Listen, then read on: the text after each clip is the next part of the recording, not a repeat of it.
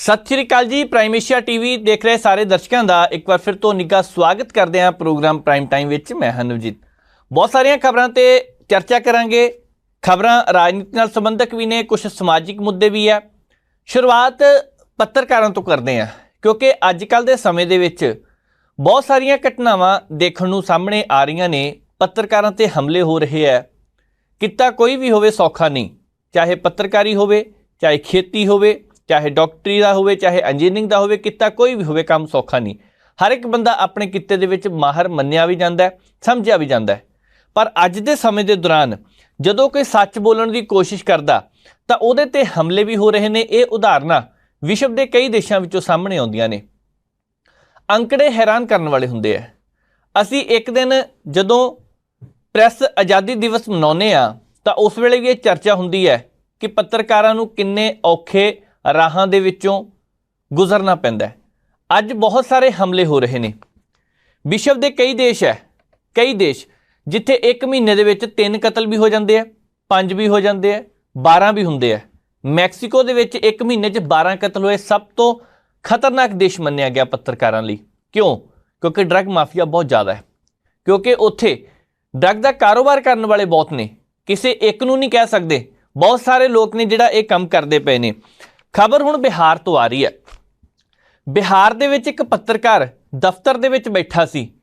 दफ्तर तो उन्हें सोचा कि काम निबड़ गया, हुण घर चलीए। घर जाके भी काम कीता। काम करदे दौरान ही बाहरों दरवाजा खड़कदा है। दरवाजा खड़के कोई नां लैके उन्होंने पुकारदा है। जिस वेले उन्हें दरवाजा खोलिया, गोली मारी, उहदा कतल करके बंदा फरार हो गया। उत्थों के मुख मंत्री साहब ने, नीतीश कुमार साहब, उन्होंने जांच का हुक्म दे दिता, क्योंकि अरिया दे विच यह थां पैंदी है, पिंड पैंदा जिथे ये सारी घटना वापरी है। प्रशासन कह रहा है कि यह कोई पुरानी रंजिश है, उहदा नतीजा। लागे दे लोग यह कह रहे हैं कि इन्हें पिछले दिन ही एक आवाज़ चुकी सी, एक खबर इस तरह की सी जिन्हों सामने लिया, सच सामने लिया तो उहदे करके इहदा कतल कर दिता गया। चाहे पुरानी रंजिश होवे, चाहे उन्हें कोई आवाज़ चुकी होवे, सच बोलिया होवे, इस करके कतल किया होवे। किसी नूं भी ये अधिकार नहीं किसी का कतल कर दो। तो ये जो कतल लगातार वधदे जा रहे हैं, पंजाब दे विचों भी खबरां आउंदियां, यूपी चों भी आउंदियां, हरियाणे चों भी आउंदियां, बिहार दे विचों भी आउंदियां, मध्य प्रदेश दे विच भी है, महाराष्ट्र विच भी है। हर एक थां ते ये खबरां आउंदियां रहिंदियां ने। पर पत्रकारां ते जिस हिसाब दे नाल लगातार ये हमले वधदे जा रहे हैं, ये बहुत ज़्यादा चिंता का विषय इस वेले बनया होया। तुहानूं याद होना गौरी लंकेश, वो नाम जिन्हें आवाज़ बुलंद की सी ते उहदा भी कतल कर दिता गया। उस तो बाद पता ही नहीं लगा किहड़े बंदे सी। कई समा जांच चलती रही, कई समा कहते रहे कि CBI जांच करेगी, बहुत कुछ होया उस केस दे विच। पर रात के नेरे विच कौन है सारा कारा कर गया, किसी नूं पता ही नहीं लग्या। पंजाब दे विच नवें शहर के नज़दीक एक पत्रकार का इस करके कतल कर दिता गया क्योंकि उन्हें नजायज़ माइनिंग नूं लैके खबर चलाई सी। जलंधर के एक बहुत मशहूर पत्रकार का कतल पठानकोट दे विच इस करके कर दिता गया क्योंकि उन्होंने नजायज़ माइनिंग नूं लैके सरकार के खिलाफ सवाल खड़े किए सी। ये कतल लंबे समय तो हो रहे हैं। अंकड़े जिहड़े बड़े डरावने ने। हुण 1997 तो लैके एक जिहड़ी संस्था काम करती आ रही है, वो दसदी है कि साल 1997 तो लैके डेथ वॉच के मुताबिक 1850 पत्रकारां दा कतल हो चुकिया। सब तो वध खूनी साल 2012 रहा, जदों 133 पत्रकारां दा कतल किया गया। हुण ये कतल क्यों होया सी? इन्हां दे विचों कुछ लोग वो सी जो सच बोलते सी, जिन्हां ने सरकार के खिलाफ आवाज़ चुकी, जिन्हां ने सरकार का सच सामने लियाउण की कोशिश की कि पिछले पासे पर्दे दे की चलदा, इस करके उन्हां दा कतल कर दिता गया। माल्टा विच अक्तूबर 2017 च एक कार धमाका होया। उहदे विच एक महिला पत्रकार डेफनी करुआना ग्लीजिया, उहदा कतल किया गया। मैक्सीको के खोजी पत्रकार JVR वालदेव कार्देंस का कतल किया गया। अजे भी उस मसले की जांच चल रही है कि आखिर ये क्यों होया। 2018 के शुरुआती साल दे विच जदों 32 कतल कर दिते जांदे ने, 32 कतल थोड़े नहीं हुंदे, तां उस तो बाद आवाज़ उठी कि सानू सारिਆਂ ਨੂੰ इकट्ठे होना चाहिए। हुण भी बहुत सारिया धड़ेबंदियां भी बनियां हुईयां ने, जथेबंदियां भी बनियां हुईयां ने, पर इत्थे एक शहर दे विच भी कई मतलब ਵੰਡੇ ਹੋਏ ਨੇ, ਪੱਤਰਕਾਰ ਵੀ ਵੰਡੇ ਹੋਏ ਨੇ। ਫਲਾਣੇ ਗਰੁੱਪ ਨਾਲ ਮੈਂ ਸੰਬੰਧ ਰੱਖਦਾ, ਉਹ ਕਹੂਗਾ ਜੀ ਮੇਰਾ ਫਲਾਣੇ ਗਰੁੱਪ ਨਾਲ ਸੰਬੰਧ ਹੈ। ਜੇਕਰ ਤੁਸੀਂ ਹੋ ਹੀ ਪੱਤਰਕਾਰ ਤਾਂ ਤੁਹਾਡਾ ਗਰੁੱਪ ਅਲੱਗ ਕਿਉਂ ਹੋਵੇ, ਸੰਬੰਧ ਦੂਜਿਆਂ ਨਾਲ ਕਿਉਂ ਹੋਣ? ਪੱਤਰਕਾਰ ਦਾ ਕੰਮ ਹੈ ਸੱਚ ਬੋਲਣਾ। ਪਰ ਅੱਜ ਕੀ ਸੱਚ ਬੋਲਿਆ ਜਾ ਰਿਹਾ ਹੈ? ਬਹੁਤ ਸਾਰੇ ਸਵਾਲ ਨੇ ਜੋ ਇਸ ਵੇਲੇ ਖੜੇ ਹੋ ਰਹੇ ਨੇ। ਇਸ ਵੇਲੇ ਜੋ ਸਭ ਤੋਂ ਵੱਧ ਚੱਲਦਾ, ਅਸੀਂ ਤਾਂ ਸਾਡੀ ਪੁਲਿਸ ਵਾਲਿਆਂ ਨਾਲ ਯਾਰੀ ਹੈ ਜੀ, ਅਸੀਂ ਖਬਰ ਲਾਉਣੀ ਆ, ਅੱਤ ਕਰਾ ਦੇਣੀ ਆ, ਬੰਬ ਕਰਾ ਦੇਣਾ ਸਿਰਾ। ਇਹ ਜਿਹੜੀਆਂ ਚੀਜ਼ਾਂ ਨੇ, ਪੱਤਰਕਾਰ, ਤੂਫਾਨੀ ਪੱਤਰਕਾਰ, ਇਹ ਗੱਲਾਂ ਕਰਨ ਵਾਲੀਆਂ ਨਹੀਂ ਗੀਆਂ।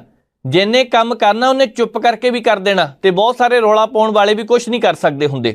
ਪਰ ਅੱਜ ਦੇ ਸਮੇਂ ਦੇ ਦੌਰਾਨ ਜਦੋਂ ਇਹ ਖਬਰਾਂ ਸਾਹਮਣੇ ਆਉਂਦੀਆਂ ਨੇ ਕਿ ਲਗਾਤਾਰ ਪੱਤਰਕਾਰਾਂ ਦੀਆਂ ਹੱਤਿਆਵਾਂ ਹੋ ਰਹੀਆਂ ਨੇ, ਲਗਾਤਾਰ ਹਮਲੇ ਹੋ ਰਹੇ ਨੇ, ਤਾਂ ਥੋੜ੍ਹਾ ਜਿਹਾ ਧਿਆਨ ਦੇਣ ਦੀ ਜ਼ਰੂਰਤ ਹੈ। ਬਿਹਾਰ ਦੇ ਵਿੱਚ ਜੋ ਇਹ ਕਤਲ ਹੋਇਆ, ਇਹਦੀ ਜਾਂਚ ਚੱਲਦੀ ਪਈ ਹੈ। ਖੁਲਾਸੇ ਕੀ ਹੁੰਦੇ ਨੇ ਇਹਦਾ ਇੰਤਜ਼ਾਰ ਕੀਤਾ ਜਾਵੇਗਾ।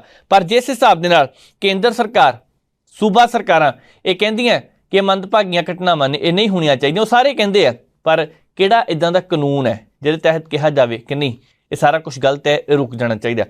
ਅੱਜ ਦੇ ਸਮੇਂ ਦੇ ਦੌਰਾਨ ਵੀ ਬਹੁਤ ਸਾਰੇ ਪੱਤਰਕਾਰ ਨੂੰ ਡਰਾਉਣ ਧਮਕਾਉਣ ਦਾ ਕੰਮ ਕੀਤਾ ਜਾਂਦਾ ਹੈ।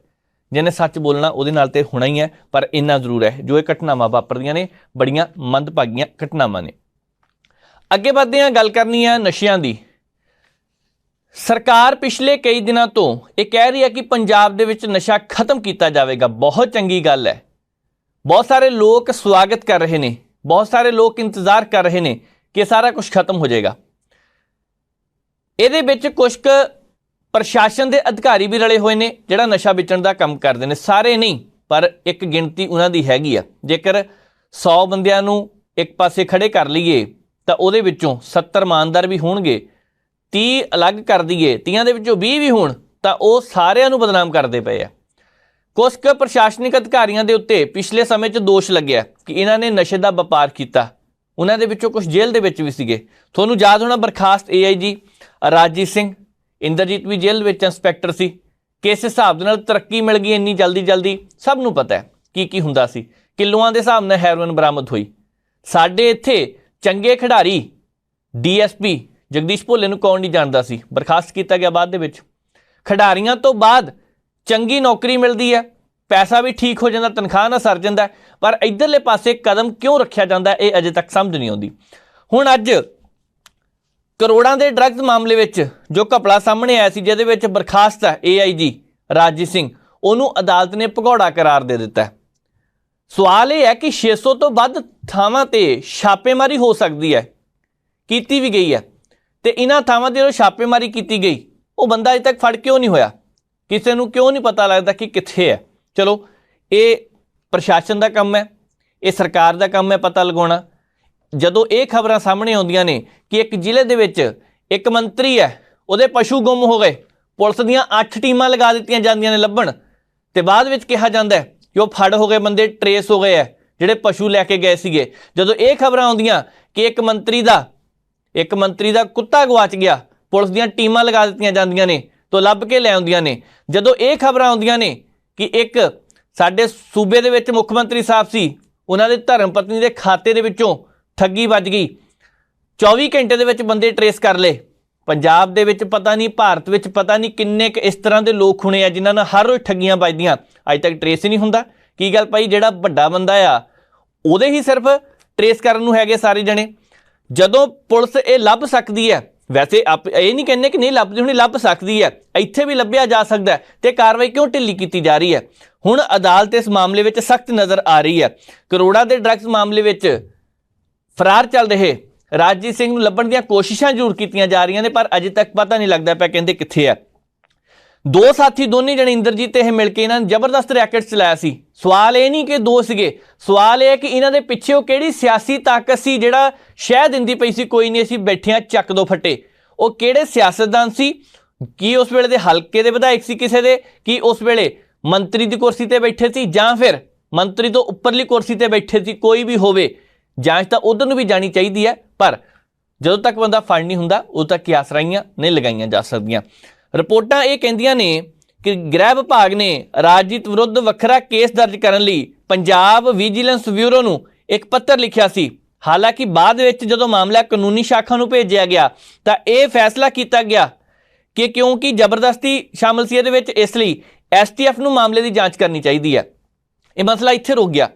ਪਿਛਲੇ ਦਿਨਾਂ ਦੇ ਦੌਰਾਨ ਸ਼੍ਰੋਮਣੀ ਅਕਾਲੀ ਦਲ ਦੇ ਇੱਕ ਉੱਚੇ ਲੰਬੇ ਗੱਭਰੂ ਤੇ ਚਲੋ ਹੈਗਾ ਹੀ ਆ, ਕੈਬਨਿਟ ਮੰਤਰੀ ਵੀ ਰਿਹਾ, ਉਹਦੇ ਖਿਲਾਫ ਬਹੁਤ ਸਾਰੇ ਸਬੂਤ ਕਹਿੰਦੇ ਸਾਡੇ ਕੋਲ ਹੈਗੇ ਆ, ਅਸੀਂ ਗ੍ਰਿਫਤਾਰੀ ਕਰਾਂਗੇ, ਸਰਕਾਰ ਸਾਡੀ ਆਲਾਂ ਦੋ, ਰੌਲਾ ਬਹੁਤ ਚੱਲਦਾ ਰਿਹਾ। ਪਰ ਅੱਜ ਤੱਕ ਉਸ ਲੀਡਰ ਦੇ ਖਿਲਾਫ ਕਿਸੇ ਨੇ ਆਵਾਜ਼ ਵੀ ਨਹੀਂ ਚੁੱਕੀ, ਨਾ ਹੀ ਕਹਿੰਦਾ ਪਿਆ। ਮਸਲਾ ਇਹ ਵੀ ਇੱਥੇ ਬਹੁਤ ਵੱਡਾ ਹੈ ਕਿ ਜਿਨ੍ਹਾਂ ਦੇ ਖਿਲਾਫ ਪਹਿਲਾਂ ਸਬੂਤ ਸੀਗੇ, ਹੁਣ ਉਹਨਾਂ ਦੇ ਖਿਲਾਫ ਕਾਰਵਾਈ ਕਿਉਂ ਨਹੀਂ ਕੀਤੀ ਜਾ ਰਹੀ। ਇਸ ਮਸਲੇ ਦੇ ਵਿੱਚ ਜਿੱਦਾਂ ਸਾਰਿਆਂ ਦੇ ਕੋਲ ਸਬੂਤ ਹੈਗੇ ਆ, ਕਾਰਵਾਈ ਨਾ ਕਰਨਾ ਸਵਾਲ ਕਈ ਤਰ੍ਹਾਂ ਦੇ ਖੜੇ ਹੁੰਦੇ ਆ। 3 ਰਿਪੋਰਟਾਂ ਸੀਲਬੰਦ ਲਿਫਾਫੇ ਦੇ ਵਿੱਚ ਪਈਆਂ ਨੇ। ਜਦੋਂ ਉਹ ਰਿਪੋਰਟਾਂ ਖੁੱਲਣੀਆਂ, ਅਦਾਲਤ ਦੇ ਵਿੱਚ ਫੈਸਲਾ ਕਾਰਵਾਈ ਹੋਣੀ ਹੁੰਦੀ ਸੀ ਤਾਂ ਉਦੋਂ ਹੀ ਕਹਿ ਦਿੱਤਾ ਜਾਂਦਾ ਸੀ ਕਿ ਇਸ ਲਿਫਾਫੇ ਦੇ ਵਿੱਚ 3 ਜਣਿਆਂ ਦੇ ਨਾਮ ਆਉਂਦੇ ਪਏ ਆ। ਸੀਲਬੰਦ ਲਿਫਾਫੇ ਆ, ਬਾਹਰ ਬੈਠਿਆਂ ਨੂੰ ਕਿਵੇਂ ਪਤਾ ਲੱਗੀ ਜਾਂਦਾ ਸੀ ਇਹਦੇ ਵਿੱਚ 3 ਬੰਦਿਆਂ ਦੇ ਨਾਮ ਹੈਗੇ ਆ?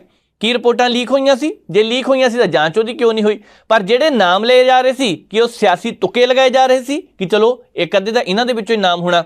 ਹੁਣ ਚੌਥੀ ਰਿਪੋਰਟ ਸੀਲਬੰਦ ਲਿਫਾਫੇ ਵਾਲੀ ਪਈ ਹੈ, ਕਦੋਂ ਖੁੱਲਦੀ ਹੈ ਕਦੋਂ ਨਹੀਂ ਇਹ ਕਿਹਾ ਨਹੀਂ ਜਾ ਸਕਦਾ। ਪਰ ਉਹਦੇ ਵਿੱਚ ਪਿਛਲੇ ਸਮੇਂ ਦੇ ਦੌਰਾਨ ਪੰਜਾਬ ਦੇ ਵਿੱਚ ਜਿਹੜੇ DGP ਅਹੁਦੇ ਤੱਕ ਰਹੇ ਉਹਨਾਂ ਦੇ ਨਾਮ ਵੀ ਹੈਗੇ ਆ, ਅੱਜ ਕੱਲ੍ਹ ਕੇਂਦਰ ਵਿੱਚ ਡੈਪੂਟੇਸ਼ਨ ਤੇ ਨੇ। ਜੇਕਰ ਉਹਨਾਂ ਦੇ ਨਾਮ ਹੈਗੇ, ਕੀ ਕਾਰਵਾਈ ਹੋਵੇਗੀ? ਉੱਚ ਅਫਸਰਾਂ ਦੇ ਨਾਮ ਤੀਜੀ ਲਿਸਟ ਦੇ ਵਿੱਚ ਹੈਗਾ, ਪਰ ਚੌਥੀ ਲਿਸਟ ਅਜੇ ਤੱਕ ਨਹੀਂ ਖੋਲੀ, ਸੀਲਬੰਦ ਲਿਫਾਫਾ ਨਹੀਂ ਖੋਲ੍ਹਿਆ ਜਾ ਰਿਹਾ। ਉਸ ਸੀਲਬੰਦ ਲਿਫਾਫੇ ਵਿੱਚ ਉਹਨਾਂ ਲਿਸਟਾਂ ਦੇ ਵਿੱਚ ਕਿਹਦਾ ਨਾਮ ਹੋਏਗਾ ਇਹ ਆਉਣ ਵਾਲਾ ਸਮਾਂ ਦੱਸੇਗਾ। ਪਰ ਇੰਨਾ ਜ਼ਰੂਰ ਹੈ ਕਿ ਪੰਜਾਬ ਦੇ ਵਿੱਚ ਇੱਕ ਵਾਰ ਫਿਰ ਤੋਂ ਆਸ ਜਿਹੀ ਜਗੀ ਹੈ, ਕਾਰਵਾਈ ਹੋ ਸਕਦੀ ਹੈ। ਪਿਛਲੇ ਦਿਨਾਂ ਦੇ ਦੌਰਾਨ ਅੰਮ੍ਰਿਤਸਰ ਵਾਲੇ ਪਾਸਿਓਂ ਵਿਧਾਇਕ ਨੇ ਕੁੰਵਰ ਵਿਜੇ ਪ੍ਰਤਾਪ ਸਿੰਘ, ਪਹਿਲਾਂ ਪ੍ਰਸ਼ਾਸਨ ਦੇ ਵਿੱਚ ਰਹੇ, ਉਹਨਾਂ ਨੇ ਵੀ ਆਵਾਜ਼ ਚੁੱਕੀ ਕਿ ਜਾਂਚ ਕੀਤੀ ਪਈ ਹੈ, ਰੌਲਾ ਪੈਂਦਾ ਪਿਆ, ਪਰ ਫਿਰ ਵੀ ਕਾਰਵਾਈ ਕਿਉਂ ਨਹੀਂ ਕੀਤੀ ਗਈ? ਲੋਕ ਵੀ ਇਹ ਪੁੱਛਦੇ ਪਏ ਆ। ਸਵਾਲ ਇਹ ਹੈ ਕਿ ਉਹ ਚੌਥਾ ਲਿਫਾਫਾ ਕਦੋਂ ਖੁੱਲੇਗਾ, ਇਹਦਾ ਇੰਤਜ਼ਾਰ ਹੈ। ਪਰ ਬਰਖਾਸਤ AIG ਰਾਜੇ ਸਿੰਘ ਨੂੰ ਮੋਹਾਲੀ ਕੋਰਟ ਨੇ ਅੱਜ ਭਗੌੜਾ ਐਲਾਨ ਦਿੱਤਾ ਹੈ। ਦੇਖਦੇ ਹਾਂ ਇਸ ਮਸਲੇ ਦੇ ਵਿੱਚ ਅੱਗੇ ਬਣਦਾ ਕੀ ਹੈ। ਅੱਗੇ ਵੱਧਦੇ ਹਾਂ, ਗੱਲ ਕਰਨੀ ਹੈ ਸਿੱਧੂ ਮੂਸੇਵਾਲਾ ਕਤਲ ਕੇਸ ਦੀ। ਸਿੱਧੂ ਮੂਸੇਵਾਲਾ ਕਤਲ ਕੇਸ ਬਹੁਤ ਚਰਚਾ ਦੇ ਵਿੱਚ ਰਿਹਾ। ਇਸ ਮਾਮਲੇ ਵਿੱਚ ਇਹ ਪਹਿਲਾ ਇਸ ਤਰ੍ਹਾਂ ਦਾ ਕਤਲ ਕੇਸ ਸੀ ਜਿਹਦੇ ਵਿੱਚ ਕਈ ਸੂਬਿਆਂ ਦੀ ਪੁਲਿਸ ਨੂੰ ਇਕੱਠੇ ਹੋ ਕੇ ਕੰਮ ਕਰਨਾ ਪੈ ਰਿਹਾ, ਜਾਂਚ ਚੱਲਦੀ ਪਈ ਅਜੇ ਵੀ। ਇੱਕ ਸਮਾਂ ਸੀ ਜਦੋਂ SIT ਨੇ ਮੀਡੀਆ ਤੋਂ ਥੋੜੀ ਦੂਰੀ ਬਣਾ ਕੇ ਰੱਖੀ। ਉਹ ਇਸ ਕਰਕੇ ਬਣਾਈ ਸੀ ਕਿ ਖਬਰਾਂ ਦੇ ਵਿੱਚ ਕੁਝ ਹੋਰ ਆ ਜਾਂਦਾ, ਸਾਡੀ ਜਾਂਚ ਸਹੀ ਤਰੀਕੇ ਨਾਲ ਚੱਲਦੀ ਹੈ, SIT ਦਾ ਇਹ ਕਹਿਣਾ ਸੀ। ਹੁਣ 7 ਸੂਬਿਆਂ ਦੀ ਪੁਲਿਸ ਇਹਦੇ ਵਿੱਚ ਕੰਮ ਕਰਦੀ ਸੀ। ਪਹਿਲਾਂ ਹਰਿਆਣਾ ਪੁਲਿਸ ਵੀ ਸ਼ਾਮਲ ਸੀ, ਦਿੱਲੀ ਪੁਲਿਸ, ਉਸ ਤੋਂ ਬਾਅਦ ਉੱਤਰ ਪ੍ਰਦੇਸ਼, ਮਹਾਰਾਸ਼ਟਰ, ਪੰਜਾਬ ਪੁਲਿਸ ਵੀ। ਹੁਣ ਇਹ ਜਦੋਂ ਕੇਸ ਅੱਗੇ ਵੱਲ ਵਧਿਆ, ਵੱਖ-ਵੱਖ ਥਾਵਾਂ ਤੇ ਵੱਖ-ਵੱਖ ਗੈਂਗਸਟਰਾਂ ਦੀ ਸੁਣਵਾਈ ਹੋਈ। ਕਿਸੇ ਦੀ ਜੇਲ੍ਹ ਦੇ ਵਿੱਚੋਂ ਸਿੱਧੀ ਸੁਣਵਾਈ ਹੋ ਰਹੀ ਹੈ, ਕਿਸੇ ਦੀ ਸੰਗਰੂਰ 'ਚ ਹੋ ਰਹੀ ਆ ਕੇ, ਕਿਸੇ ਨੂੰ ਹੁਸ਼ਿਆਰਪੁਰ ਲਿਆਇਆ ਜਾ ਰਿਹਾ ਹੈ, ਕਿਸੇ ਨੂੰ ਬਾਬਾ ਬਕਾਲਾ ਲਿਆਇਆ ਜਾ ਰਿਹਾ ਸੀ। ਵੱਖ-ਵੱਖ ਥਾਵਾਂ ਤੇ ਉਹਨਾਂ ਦੀ ਸੁਣਵਾਈ ਹੋਈ। ਹੁਣ ਸੁਣਵਾਈ ਵਿੱਚੋਂ ਪੁਲਿਸ ਕਹਿ ਰਹੀ ਹੈ ਕਿ ਅਸੀਂ ਹੋਰ ਜਾਂਚ ਕਰ ਰਹੇ ਹਾਂ, ਸਾਨੂੰ ਸਮਾਂ ਚਾਹੀਦਾ। 1 ਸਾਲ ਤੋਂ ਉੱਪਰ ਦਾ ਸਮਾਂ ਹੋ ਗਿਆ, 3 ਮਹੀਨੇ ਉੱਪਰ ਹੋਰ ਹੋ ਚੁੱਕੇ ਨੇ, ਪਰ ਅਜੇ ਤੱਕ ਵੀ ਕੇਸ ਕਿਸੇ ਪਾਸੇ ਲੱਗਾ ਨਹੀਂ। ਇਹਨੂੰ ਲੈ ਕੇ ਵਿਰੋਧੀਆਂ ਨੇ ਸਵਾਲ ਵੀ ਖੜੇ ਕੀਤੇ ਆ ਕਿ ਜਾਂਚ ਕਿਉਂ ਹੌਲੀ ਚੱਲਦੀ ਪਈ ਹੈ, ਪਰ ਜਾਂਚ ਚੱਲਦੀ ਪਈ ਹੈ, ਇਹ ਗੱਲ ਕਹਿੰਦੇ ਆ। ਸਿੱਧੂ ਮੂਸੇਵਾਲੇ ਦੇ ਪਰਿਵਾਰਕ ਮੈਂਬਰ ਜਿਨ੍ਹਾਂ ਦੇ ਨਾਲ ਐਡੀ ਵੱਡੀ ਘਟਨਾ ਵਾਪਰੀ, ਜਿਹੜੇ ਭਾਣਾ ਮੰਨ ਕੇ ਬੈਠੇ ਹੋਏ ਨੇ, ਸਿੱਧੂ ਮੂਸੇਵਾਲੇ ਦੇ ਪਿਤਾ ਜੀ ਬਾਰ-ਬਾਰ ਇਹ ਗੱਲ ਕਹਿੰਦੇ ਆ ਕਿ ਸਾਨੂੰ ਆਸ ਨਹੀਂ ਹੁਣ ਉੱਦਾਂ ਦੀ ਰਹੀ, ਜਾਂਚ ਉਸ ਤਰ੍ਹਾਂ ਨਹੀਂ ਹੋ ਰਹੀ ਜਿਸ ਤਰ੍ਹਾਂ ਦੀ ਹੋਣੀ ਚਾਹੀਦੀ ਹੈ। ਬਾਰ-ਬਾਰ ਪਰਿਵਾਰ ਕਹਿ ਰਿਹਾ। ਆਖਿਰ ਇਹ ਕਿਉਂ ਕਹਿ ਰਹੇ ਨੇ? ਬਹੁਤ ਸਾਰੇ ਲੋਕ ਸਿਆਸਤ ਨਾਲ ਜੋੜ ਕੇ ਦੇਖ ਰਹੇ ਸੀ, ਇਹਦੇ ਵਿੱਚ ਸਿਆਸਤ ਦਾ ਕੋਈ ਮਤਲਬ ਨਹੀਂ। ਜਿਨ੍ਹਾਂ ਦੇ ਪਰਿਵਾਰ ਦਾ ਜੀ ਚਲਾ ਗਿਆ, ਬਹੁਤ ਸਾਰੇ ਲੋਕ ਹੋ ਸਕਦਾ ਮੂਸੇਵਾਲੇ ਨਾਲ ਸਹਿਮਤ ਹੋਣ ਚਾਹੇ ਨਾ ਹੋਣ, ਪਰ ਜਿਨ੍ਹਾਂ ਦੇ ਪਰਿਵਾਰ ਦਾ ਉਹ ਜੀ ਚਲਾ ਗਿਆ, ਉਹਨਾਂ ਨੂੰ ਪੁੱਛ ਕੇ ਦੇਖੋ ਹਾਲ ਕੀ ਹੈ। ਪੁਲਿਸ ਕਹਿ ਰਹੀ ਅਸੀਂ ਜਾਂਚ ਕਰਦੇ ਪਏ ਹਾਂ। ਅੱਜ ਉਸ ਮਾਮਲੇ ਵਿੱਚ ਨਵਾਂ ਖੁਲਾਸਾ ਹੋਇਆ। ਖੁਲਾਸਾ ਬਹੁਤ ਵੱਡਾ ਹੈ ਕਿਉਂਕਿ ਜਿਸ ਲਾਰੈਂਸ ਬਿਸ਼ਨੋਈ ਨੇ ਇਸ ਕੇਸ ਦੀ ਗੋਲਡੀ ਬਰਾੜ ਦੇ ਨਾਲ ਜ਼ਿੰਮੇਵਾਰੀ ਲਈ ਸੀ, ਅੱਜ ਉਸ ਕੇਸ ਵਿੱਚ ਇਹ ਸਾਹਮਣੇ ਆਇਆ ਕਿ ਅਯੁੱਧਿਆ ਦੇ ਵਿੱਚ ਬੈਠ ਕੇ ਸਾਰਾ ਇਹ ਪਲਾਨ ਕੀਤਾ ਗਿਆ। ਹੁਣ ਕੀ ਇਹ ਵਾਕਈ ਸਹੀ ਗੱਲ ਹੈ ਕਿ ਸਾਰੇ ਲਾਰੈਂਸ ਬਿਸ਼ਨੋਈ ਗੈਂਗ ਦੇ ਮੈਂਬਰ ਅਯੁੱਧਿਆ ਦੇ ਵਿੱਚ ਇਕੱਠੇ ਹੋਏ? ਕਿਹਾ ਇਹ ਵੀ ਜਾ ਰਿਹਾ ਹੈ ਕਿ ਉੱਥੇ ਇੱਕ ਰਾਜਨੀਤਿਕ ਪਾਰਟੀ ਹੈ, ਸਿਆਸੀ ਪਾਰਟੀ ਹੈ, ਉਹਦੇ ਲੀਡਰ ਦਾ ਫਾਰਮ ਹਾਊਸ ਹੈ, ਉੱਥੇ ਬਹਿ ਕੇ ਅਭਿਆਸ ਕਿੱਦਾਂ ਕਿਹਾ, ਉੱਥੇ ਬਹਿ ਕੇ ਗੋਲੀਆਂ ਚਲਾ ਕੇ ਦੇਖੀਆਂ ਗਈਆਂ ਕਿ ਸਾਰੇ ਘਟਨਾ ਨੂੰ ਅੰਜਾਮ ਕਿੱਦਾਂ ਦੇਣਾ, ਉੱਥੇ ਪਲੈਨਿੰਗ ਕੀਤੀ ਗਈ। ਅੱਜ ਕੁਝ ਤਸਵੀਰਾਂ ਸੋਸ਼ਲ ਮੀਡੀਆ ਤੇ ਬਹੁਤ ਵਾਇਰਲ ਹੋ ਰਹੀਆਂ ਨੇ। ਉਹਦੇ ਵਿੱਚੋਂ ਇੱਕ ਗੈਂਗਸਟਰ ਨੂੰ ਜਿਹਨੂੰ ਪਿਛਲੇ ਦਿਨੀ ਅਜ਼ਰਬੈਜਾਨ ਤੋਂ ਕਾਬੂ ਕੀਤਾ ਗਿਆ, ਉਹਦੀਆਂ ਵੀ ਤਸਵੀਰਾਂ ਸਾਹਮਣੇ ਆ ਰਹੀਆਂ ਨੇ, ਥਾਪਰ ਦੀਆਂ ਤਸਵੀਰਾਂ ਵੀ ਸਾਹਮਣੇ ਆ ਰਹੀਆਂ ਨੇ। ਹੁਣ ਜੇਕਰ ਗੱਲ ਇੱਥੇ ਤੱਕ ਪਹੁੰਚਦੀ ਪਈ ਹੈ ਤੇ ਇਹ ਵੀ ਸਵਾਲ ਖੜਾ ਹੁੰਦਾ ਹਥਿਆਰ ਕਿੱਥੋਂ ਆਏ? ਕਿਹਾ ਜਾ ਰਿਹਾ ਹੈ ਕਿ ਪਾਕਿਸਤਾਨ ਤੋਂ ਉਹ ਹਥਿਆਰ ਅਯੁੱਧਿਆ ਦੇ ਵਿੱਚ ਪਹੁੰਚੇ, ਉੱਥੇ ਉਹਨਾਂ ਨੇ ਕਤਲ ਨੂੰ ਪੂਰੀ ਪਲੈਨਿੰਗ ਦੇ ਨਾਲ ਦੇਖਿਆ ਕਿੱਦਾਂ ਕਿੱਦਾਂ ਕਰਨਾ ਹੈ, ਅਭਿਆਸ ਕੀਤਾ, ट्रेनिंग दी एक दूजे नूं ते फिर उन्होंने कतल किया। जेकर वाकई सही गल है तो अगे भी ये जांच एजेंसियां पुछगिछ करनगियां, क्योंकि मामला इत्थे खत्म होने वाला नहीं। हुण गल यूपी च पहुंच चुकी है, यूपी की पुलिस भी ये आने वाले दिनों के दौरान हैगी तो पहला भी है, पर होर भी केसां दे विच होर भी गैंगस्टरां तो उत्थे पुछगिछ की जा चुकी है। मतलब केस अगे वाल वाधा होर दिखाई दे रहा। आउंदे दिनां नूं इस केस दे विचों निकलदा की है ये देखते हैं। पर इहदे विच सचिन भवानी, कपिल पंडित वो भी नज़र आ रहे कहते तस्वीरों के विच। तो फिर उही गल है कि सारे उत्थे इकट्ठे किने कीते, किन्हां ने प्रबंध करके दिता, किन्हां ने हथियार उत्थे तक पहुँचाए है, ये सारी जांच होनी चाहिए है। 29 मई 2022 नूं जदों मानसा दे विच ये सारी घटना वापरदी है पिंड जवाहरके दे विच, तां उस तों बाद ਵੱਖ-ਵੱਖ ਥਾਵਾਂ ਤੇ छापेमारी की गई। ये पहला केस होना जिहदे विच हुण तक इंनियां गिरफ्तारियां हो चुकियां ने, 70 तो वध गैंगस्टरां नूं काबू किया गया। उन्हां दे विचों कुछ वो सीगे जिन्हां ते दोष तय होए है, कुछ वो है जिन्हां दे खिलाफ अजे तक कार्रवाई चलदी है। चार्जशीट दे विच कईयां दे नाम दाखिल हो चुके ने, पर फिर उत्थे गल आके मुकदी है। तो इस केस दे विचों निकलिया की है, हालांकि तुहानूं याद होना 2 गैंगस्टर पुलिस मुकाबले विच उन्हां दा एनकाउंटर भी किया गया सी। पर जिहड़ियां जानकारियां हुण सामने आ रही ने, 9 तस्वीरां सामने आईयां ने अयोध्या ते लखनऊ दियां, इनू पुलिस हुण जांच कर रही है गहराई दे नाल जाके कि देखते हैं इहदे विचों निकलदा की है। केस लंबा चौड़ा होने वाला, इन्नी गल मनण वाली है। तो पाकिस्तान तो हथियार पहुंचाए किन सी, पाकिस्तान तो किन्ने मदद की गई, उधरों कौन बैठा है, केस अगे वाल वधदा दिखाई दे रहा है।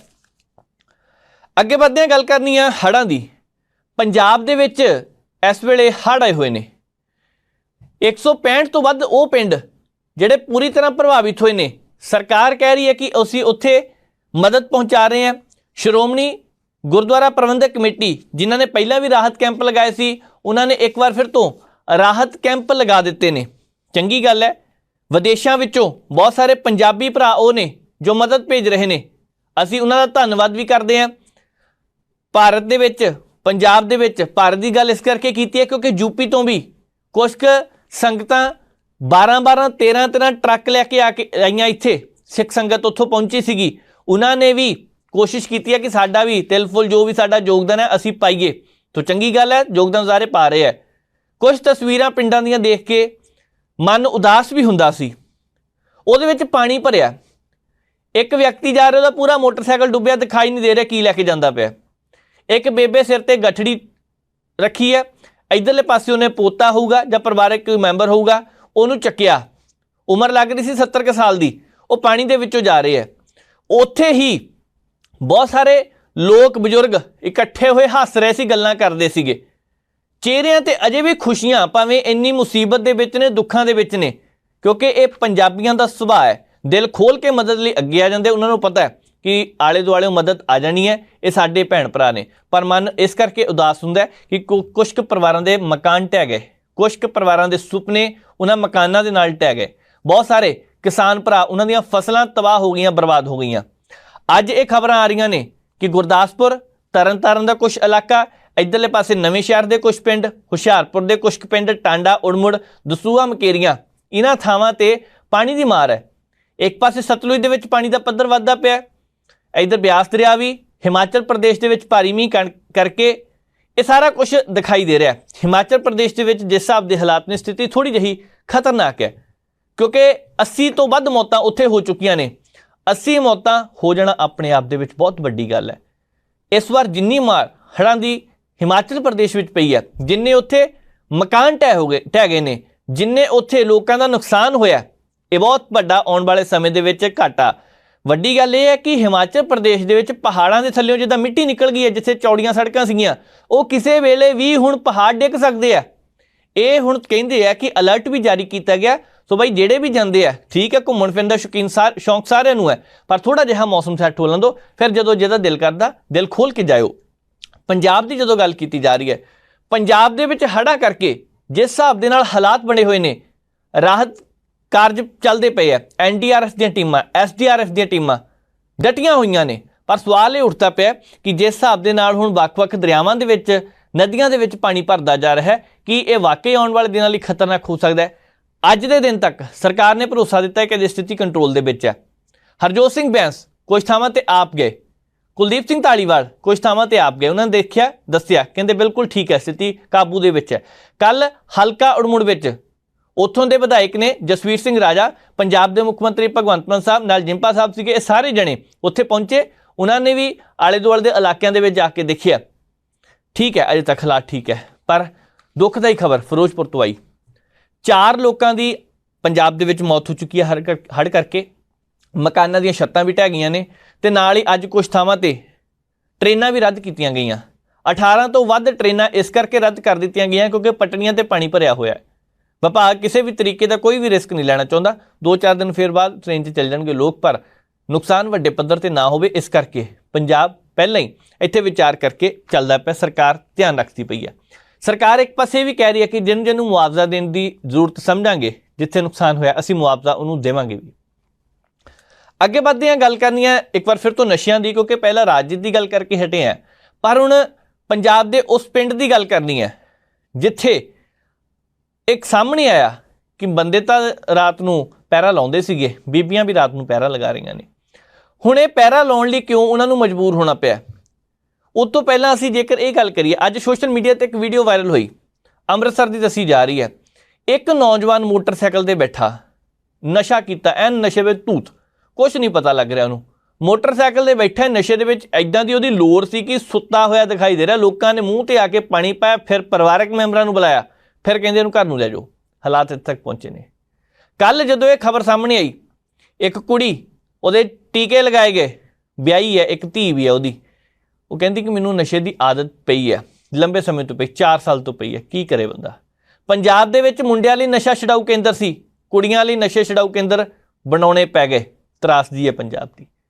ਜਿਹੜੇ ਕਹਿੰਦੇ ਸੀ, ਦਾਅਵਾ ਕਰਦੇ ਸੀ ਇੱਕ ਠੋਕ ਕੇ ਕਿ 24 ਘੰਟੇ ਦਾ ਸਮਾਂ ਦਿਓ, ਅਸੀਂ ਨਸ਼ੇ ਖਤਮ ਕਰ ਦਾਂਗੇ, ਕਿਸੇ ਦੇ ਹੱਥ ਵੱਸ ਕੁਛ ਨਹੀਂ ਆਇਆ। ਪਿਛਲੀਆਂ ਸਰਕਾਰਾਂ ਵੀ ਸਿਰਫ ਲਾਰੇ ਲਾਉਂਦੀਆਂ ਚੱਲੀਆਂ ਗਈਆਂ, ਹੁਣ ਦੀਆਂ ਸਰਕਾਰਾਂ ਵੀ ਦਾਅਵੇ ਫੋਕਲੇ ਕਰਦੀਆਂ ਪਈਆਂ ਨੇ। ਕੀ ਇਹ ਸੱਚ ਹੈ? ਬਹੁਤ ਸਾਰੇ ਲੋਕਾਂ ਦੇ ਮਨ ਦਾ ਇਹ ਸਵਾਲ ਹੈ।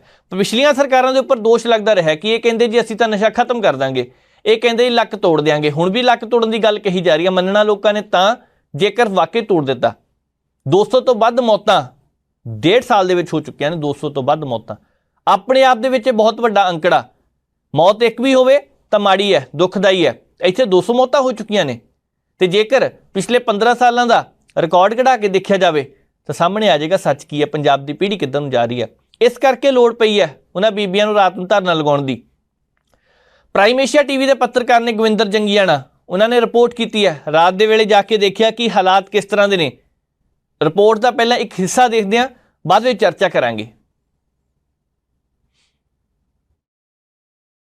ਤਾਂ ਲੋਕ ਸਰਗਰਮ ਨੇ। ਲਗਾਤਾਰ ਇਸ ਪਿੰਡ ਦੀ ਗੱਲ ਕਰਾਂ ਤਾਂ ਲਗਭਗ 200 ਬੰਦਾ ਇਸ ਵਕਤ ਇਸ ਪਿੰਡ ਦਾ ਜਾਗ ਰਿਹਾ ਹੈਗਾ, ਕਿਉਂਕਿ ਵੱਡਾ ਪਿੰਡ ਆ, ਬਹੁਤ ਸਾਰੇ ਰਾਹ ਲੱਗਦਾ, ਹਰ ਇੱਕ ਰਾਹ ਰੋਕਿਆ ਹੋਇਆ। ਭਾਈਆਂ ਦੇ ਨਾਲ ਬੀਬੀਆਂ ਵੀ ਡਾਂਗਾ ਚੱਕ ਕੇ ਪਹਿਰਾ ਦੇ ਰਹੀਆਂ ਨੇ, ਕਿਉਂਕਿ ਗੱਲ ਪੰਜਾਬ ਦੀ ਜਵਾਨੀ ਨੂੰ ਬਚਾਉਣ ਦੀ ਆ। ਬੀਬੀਆਂ ਨਾਲ ਗੱਲਬਾਤ ਕਰ ਲੈਂਦੇ ਆ। ਮਾਤਾ ਜੀ, ਜਿੱਥੇ ਵੀਰ ਲੱਗੇ ਹੋਏ ਸੀਗੇ, ਤੁਸੀਂ ਕਿਵੇਂ ਸੋਚਿਆ ਕਿ ਸਾਨੂੰ ਵੀ ਨਾਲ ਪਹਿਰੇ ਤੇ ਜਾਣਾ ਚਾਹੀਦਾ?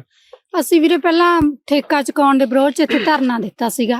ਉਸ ਤੋਂ ਪਹਿਲਾਂ ਵੀ ਅਸੀਂ ਵੈਸੇ ਜਾਗਰੂਕਤੀ ਸੀਗੀ। ਅਸੀਂ ਤਾਂ ਇੱਥੇ ਜਦ ਵਾਟਰ ਬਾਕਸ ਦੇ ਵਿੱਚ ਅਸੀਂ ਦੇਖਦੇ ਸੀਗੇ ਵੀ 5-5 4-4 ਮੁੰਡੇ ਆ ਕੇ ਬਹਿੰਦੇ ਆਗੇ, ਨਸ਼ਾ ਕਰਦੇ ਆਗੇ। ਅਸੀਂ ਪਹਿਲਾਂ ਵੀ ਉਦੋਂ ਕੋਈ ਸਾਡੇ ਨਾਲ ਨਹੀਂ ਸੀ ਤੁਰਦਾ। ਫਿਰ ਜਦੋਂ ਅਸੀਂ ਠੇਕੇ ਦੇ ਵਿਰੋਧ 'ਚ ਧਰਨਾ ਦਿੱਤਾ ਤਾਂ ਉੱਥੋਂ ਫਿਰ ਸਾਰਿਆਂ ਨੂੰ ਪਤਾ ਲੱਗਣ ਲੱਗ ਗਿਆ ਵੀ ਹਾਂ ਇੱਥੇ ਨਸ਼ੇ ਦਾ ਵਾਕਿਆ ਹੀ ਉਹ ਹੈਗਾ। ਫਿਰ ਸਾਡੇ ਨਾਲ ਤੁਰਨ ਲੱਗੇ। ਜਦੋਂ ਅਸੀਂ ਵਿਰੋਧ ਦੇ ਵਿੱਚ ਹੀ ਬੈਠੇ ਸੀਗੇ ਉਦੋਂ ਵੀ ਅਸੀਂ 2-4 ਬੰਦੇ ਫੜੇ ਤਾਂ ਫਿਰ ਉੱਥੋਂ ਸਾਡੀਆਂ ਕਮੇਟੀਆਂ ਸਟਾਰਟ ਹੋ ਗਈਆਂ। ਤਾਂ ਹੁਣ ਕਮੇਟੀ ਦੇ ਵਿੱਚ ਬੀਬੀ ਨੌਜਵਾਨ ਦੇ ਨਾਲ ਤੁਸੀਂ ਵੀ ਸਾਥ ਦੇ ਰਹੇ ਹੋ? ਹਾਂਜੀ ਹਾਂਜੀ, ਨੌਜਵਾਨੀ ਦੇ ਨਾਲ ਅਸੀਂ ਸਾਥ ਦੇ ਰਹੇ ਹਾਂਗੇ। ਫਿਰ ਇਕੱਲੇ ਤਾਂ ਹੁਣ ਇਹਨਾਂ ਦਾ ਵੀ ਕੁਝ ਨਹੀਂ ਬਣਦਾ ਸੀਗਾ। ਫਿਰ ਜਿਹੜੀਆਂ ਹੁਣ ਵਿੱਚ ਇੱਥੇ ਬੁੜੀਆਂ ਵੀ ਵੇਚ ਰਹੀਆਂ ਨੇਗੀਆਂ ਤੇ ਫਿਰ ਇਸ ਕਰਕੇ ਅਸੀਂ ਕਮੇਟੀ ਬਣਾਈ ਆ। ਫਿਰ ਜਨਾਨੀਆਂ ਨੂੰ ਹੁਣ ਇਹ ਜੈਂਟਸ ਹੱਥ ਨਹੀਂ ਪਾ ਸਕਦੇਗੇ। ਜਦੋਂ ਕੋਈ ਲੇਡੀਜ਼ ਨੂੰ ਅਸੀਂ ਦੇਖਦੇ ਹਾਂ ਫਿਰ ਅਸੀਂ ਆਪ ਚ ਡਾਂਗਾ ਚੱਕੀਆਂ ਹੋਈਆਂ, ਪੂਰੇ ਪਹਿਰੇ ਤੇ ਡਟੇ ਹੋਏ। ਹਾਂਜੀ, ਪੂਰੇ ਪਹਿਰੇ ਤੇ ਡਟੇ ਹੋਏ ਆਂਗੇ। ਕਿਉਂਕਿ ਗੱਲ ਜਵਾਨਾਂ ਨੂੰ, ਨੌਜਵਾਨਾਂ ਨੂੰ ਬਚਾਉਣ ਦੀ ਹੈ ਨਸ਼ਾ। ਹਾਂਜੀ ਹਾਂਜੀ, ਨੌਜਵਾਨਾਂ ਨੂੰ ਬਚਾਉਣ ਦੀ ਹੈ। ਜਿਹੜੇ ਸਾਡੇ ਬੱਚੇ ਨੇਗੇ ਮਰ ਰਹੇ ਸੀਗੇ, ਸਾਨੂੰ ਬਹੁਤ ਦੁੱਖ ਸੀਗਾ। ਅਸੀਂ ਬਹੁਤ ਚਿੰਤਾ ਚ ਸੀਗੇ ਵੀ ਚਲੋ ਸਾਡੇ ਬੱਚੇ ਬਚਣ ਕਿਸੇ ਢੰਗ ਨਾਲ। ਇਸ ਕਾਰਨ ਅਸੀਂ ਫਿਰ ਇਹ ਮੁੱਦਾ ਚੁੱਕਿਆ। ਤਾਂ ਤੁਸੀਂ ਦੇਖ ਸਕਦੇ ਹੋ ਕਿ ਵੀਰਾਂ ਨੇ ਜਿਹੜੇ ਪਹਿਰੇ ਤੇ ਆ, ਗੱਡੀਆਂ ਆਈਆਂ ਨੇ, ਉਹਨਾਂ ਨੂੰ ਰੋਕਿਆ ਜਾ ਰਿਹਾ, ਤਲਾਸ਼ੀ ਲਈ ਜਾ ਰਹੀ ਆ। ਹਰ ਇੱਕ ਨੂੰ ਇਦਾਂ ਹੀ ਇੱਥੇ ਤਲਾਸ਼ੀ ਲੈ ਕੇ ਲੰਘਾਇਆ ਜਾਂਦਾ, ਕਿਉਂਕਿ ਦਿਨ ਦੇ ਤਾਂ ਪਹਿਰੇ ਹੁੰਦੇ ਸੀਗੇ, ਸ਼ੁਰੂ ਕਰਤਾ ਸੀ। ਪਰ ਹੁਣ ਲੋਕ ਕਹਿੰਦੇ ਆ ਕਿ ਅਸੀਂ ਰਾਤ ਨੂੰ ਵੀ ਪਹਿਰਾ ਦੇਵਾਂਗੇ। ਰਾਤ ਨੂੰ ਵੀ ਸਾਰੀ ਰਾਤ ਪਹਿਰੇ ਲੱਗਦੇ ਨੇ, ਦਿਨੇ ਵੀ ਪਹਿਰੇ ਲੱਗਦੇ ਨੇ, ਰਾਤ ਨੂੰ ਵੀ ਪਹਿਰੇ ਲੱਗਦੇ ਨੇ। ਨਸ਼ੇ ਨੂੰ ਠੱਲ ਪਾਉਣ ਦੀ ਗੱਲ ਆ, ਪੰਜਾਬ ਦੀ ਜਵਾਨੀ ਨੂੰ ਬਚਾਉਣ ਦੀ ਗੱਲ ਆ। ਗੱਲ ਪੰਜਾਬ ਦੇ ਪੁੱਤਾਂ ਨੂੰ ਬਚਾਉਣ ਦੀ ਆ ਤਾਂ ਸਾਰੇ ਲੱਗੇ ਹੋਏ ਆ। ਮਾਤਾ ਜੀ ਡਟੇ ਹੋਏ ਹੋ ਤੁਸੀਂ ਨਾਲ ਜੀ ਪੂਰਾ? ਹਾਂਜੀ ਪੂਰਾ ਸਕੇ। ਕਿੰਨੇ ਵਜੇ ਤੱਕ ਰਹਿੰਦੇ ਹੋ ਉੱਥੇ ਫਿਰ? ਕਿੰਨੇ ਵਜੇ ਤੱਕ ਰਹਿੰਦੇ ਹੋ ਉੱਥੇ ਫਿਰ? ਰਾਤ ਸਾਰੀ ਰਾਤ ਰਹਿੰਦੇ ਹੋ? ਸਾਰੀ ਰਾਤ ਹੀ ਰਹਿੰਦੇ ਨਾਲ ਪੂਰਾ ਮੁੰਡੇ ਨਾਲ ਮੁੰਡਾ ਜੋੜਿਆ ਭਾਈਆਂ ਦੇ? ਧੀਆਂ ਪੁੱਤਾਂ ਦੇ ਨਾਲ ਖੜੇ ਬੱਚਿਆਂ ਨੂੰ ਬਚਾਉਣ ਲਈ ਬਹੁਤ ਘਾਟਾ ਹੋ ਗਿਆ। ਮਾਤਾ ਜੀ ਮਰੇ ਆ ਕੋਈ ਮੁੰਡੇ ਇੱਥੇ ਨਸ਼ੇ ਨਾਲ? ਹਾਂਜੀ ਸਾਡੇ ਇੱਥੇ ਨੇੜੇ ਹੀ 2 ਮੁੰਡੇ ਮਰੇ। ਸਾਡੇ ਘਰਾਂ ਚੋਂ ਇੱਕ ਕੱਲਾ ਪੁੱਤ ਸੀ, ਉਹ ਵੀ ਨਸ਼ੇ ਦੀ ਭੇਟ ਚੜ ਗਿਆਗਾ। ਕੱਲਾ ਮੁੰਡਾ ਨਸ਼ੇ ਨਾਲ ਮਰ ਗਿਆ? ਕਿੰਨੀ ਸਾਲ ਦੀ ਉਮਰ ਸੀ? ਉਹਦੀ ਉਮਰ ਸੀਗੀ 24 ਸਾਲ ਦੀ। ਹਾਂਜੀ 24 ਸਾਲ ਦੀ ਉਮਰ ਸੀਗੀ ਜਦੋਂ ਫਿਰ ਬੜਾ ਦੁੱਖ ਆਇਆ। ਫਿਰ ਇਸ ਕਾਰਨ ਅਸੀਂ ਇਹ ਮੁੱਦੇ ਚੱਕੇ ਗਏ ਤੇ ਇੱਥੇ ਆ ਖਾਲੀ ਕੋਠੀਆਂ ਪਈਆਂ ਨੇ, ਉਹਨਾਂ ਦੇ ਵਿੱਚ ਟੀਕੇ ਲਾ ਕੇ 1-2 ਮਰ ਗਏ ਸੀਗੇ। ਫਿਰ ਅਸੀਂ ਜਦ ਇਹ ਕੁਝ ਦੇਖਦੇ ਸੀ ਫਿਰ ਸਾਤੋਂ ਜਰਿਆ ਨਹੀਂ ਸੀ ਜਾਂਦਾ। ਅੱਕ ਕੇ ਆਏ ਹੋ ਇੱਥੇ ਕਿਉਂਕਿ ਸ਼ੌਂਕ ਤਾਂ ਕੋਈ ਹੈ ਨਹੀਂ ਸੜਕਾਂ ਤੇ ਖੜਨ ਨੂੰ ਰਾਤ ਨੂੰ? ਸ਼ੌਂਕ ਕਿਹਨੂੰ ਆ ਵੀਰੇ, ਹੁਣ ਰਾਤਾਂ ਦੀ ਨੀਂਦ ਗਵਾਉਣ ਨੂੰ ਵੀ ਸਾਨੂੰ ਸ਼ੌਂਕ ਥੋੜੀ ਆ ਵੀ ਅਸੀਂ ਇੱਥੇ ਸੜਕਾਂ ਤੇ ਰੁਲਦੇ ਆਂਗੇ। ਜੇ ਸਰਕਾਰਾਂ ਨੇ ਕੁਝ ਕੀਤਾ ਨਹੀਂ ਤਾਂ ਅਸੀਂ ਇੱਥੇ ਖੜੇ ਆਂਗੇ। ਜੇ ਸਰਕਾਰਾਂ ਇਹ ਸਟੈਪ ਚੱਕ ਲੈਂਦੀ ਸਾਨੂੰ ਤਾਂ ਲੋੜ ਹੀ ਨਹੀਂ ਸੀਗੀ ਸੜਕਾਂ ਤੇ ਆਉਣ ਦੀ। ਅਸੀਂ ਜਦੋਂ ਦੇਖਿਆ ਵੀ ਨਹੀਂ ਕੋਈ ਹੱਲ ਹੈਗਾ ਫਿਰ ਅਸੀਂ ਡਾਂਗਾ ਚੱਕੀਆਂ ਨੇਗੀਆਂ। ਦੁੱਖ ਕਿੰਨਾ ਹੁੰਦਾ ਮਤਲਬ ਜਦੋਂ ਨੌਜਵਾਨ ਮੁੰਡਾ ਨਸ਼ੇ ਨਾਲ ਮਰਦਾ? ਭਰਾਵਾ ਦੁੱਖ ਕਿਵੇਂ ਨਹੀਂ ਹੁੰਦਾਗਾ। ਜਿਹੜੀ ਮਾਂ ਦਾ ਪੁੱਤ ਚਲਿਆ ਜਾਂਦਾ ਉਹਨੂੰ ਪੁੱਛ ਕੇ ਤਾਂ ਦੇਖੋ ਉਹਦਾ ਘਰ ਕਿਵੇਂ ਖਾਲੀ ਹੁੰਦਾਗਾ, ਕਿਵੇਂ ਉਹ ਰੋਂਦੀ ਆ ਬਿਲਕਦੀ ਆ।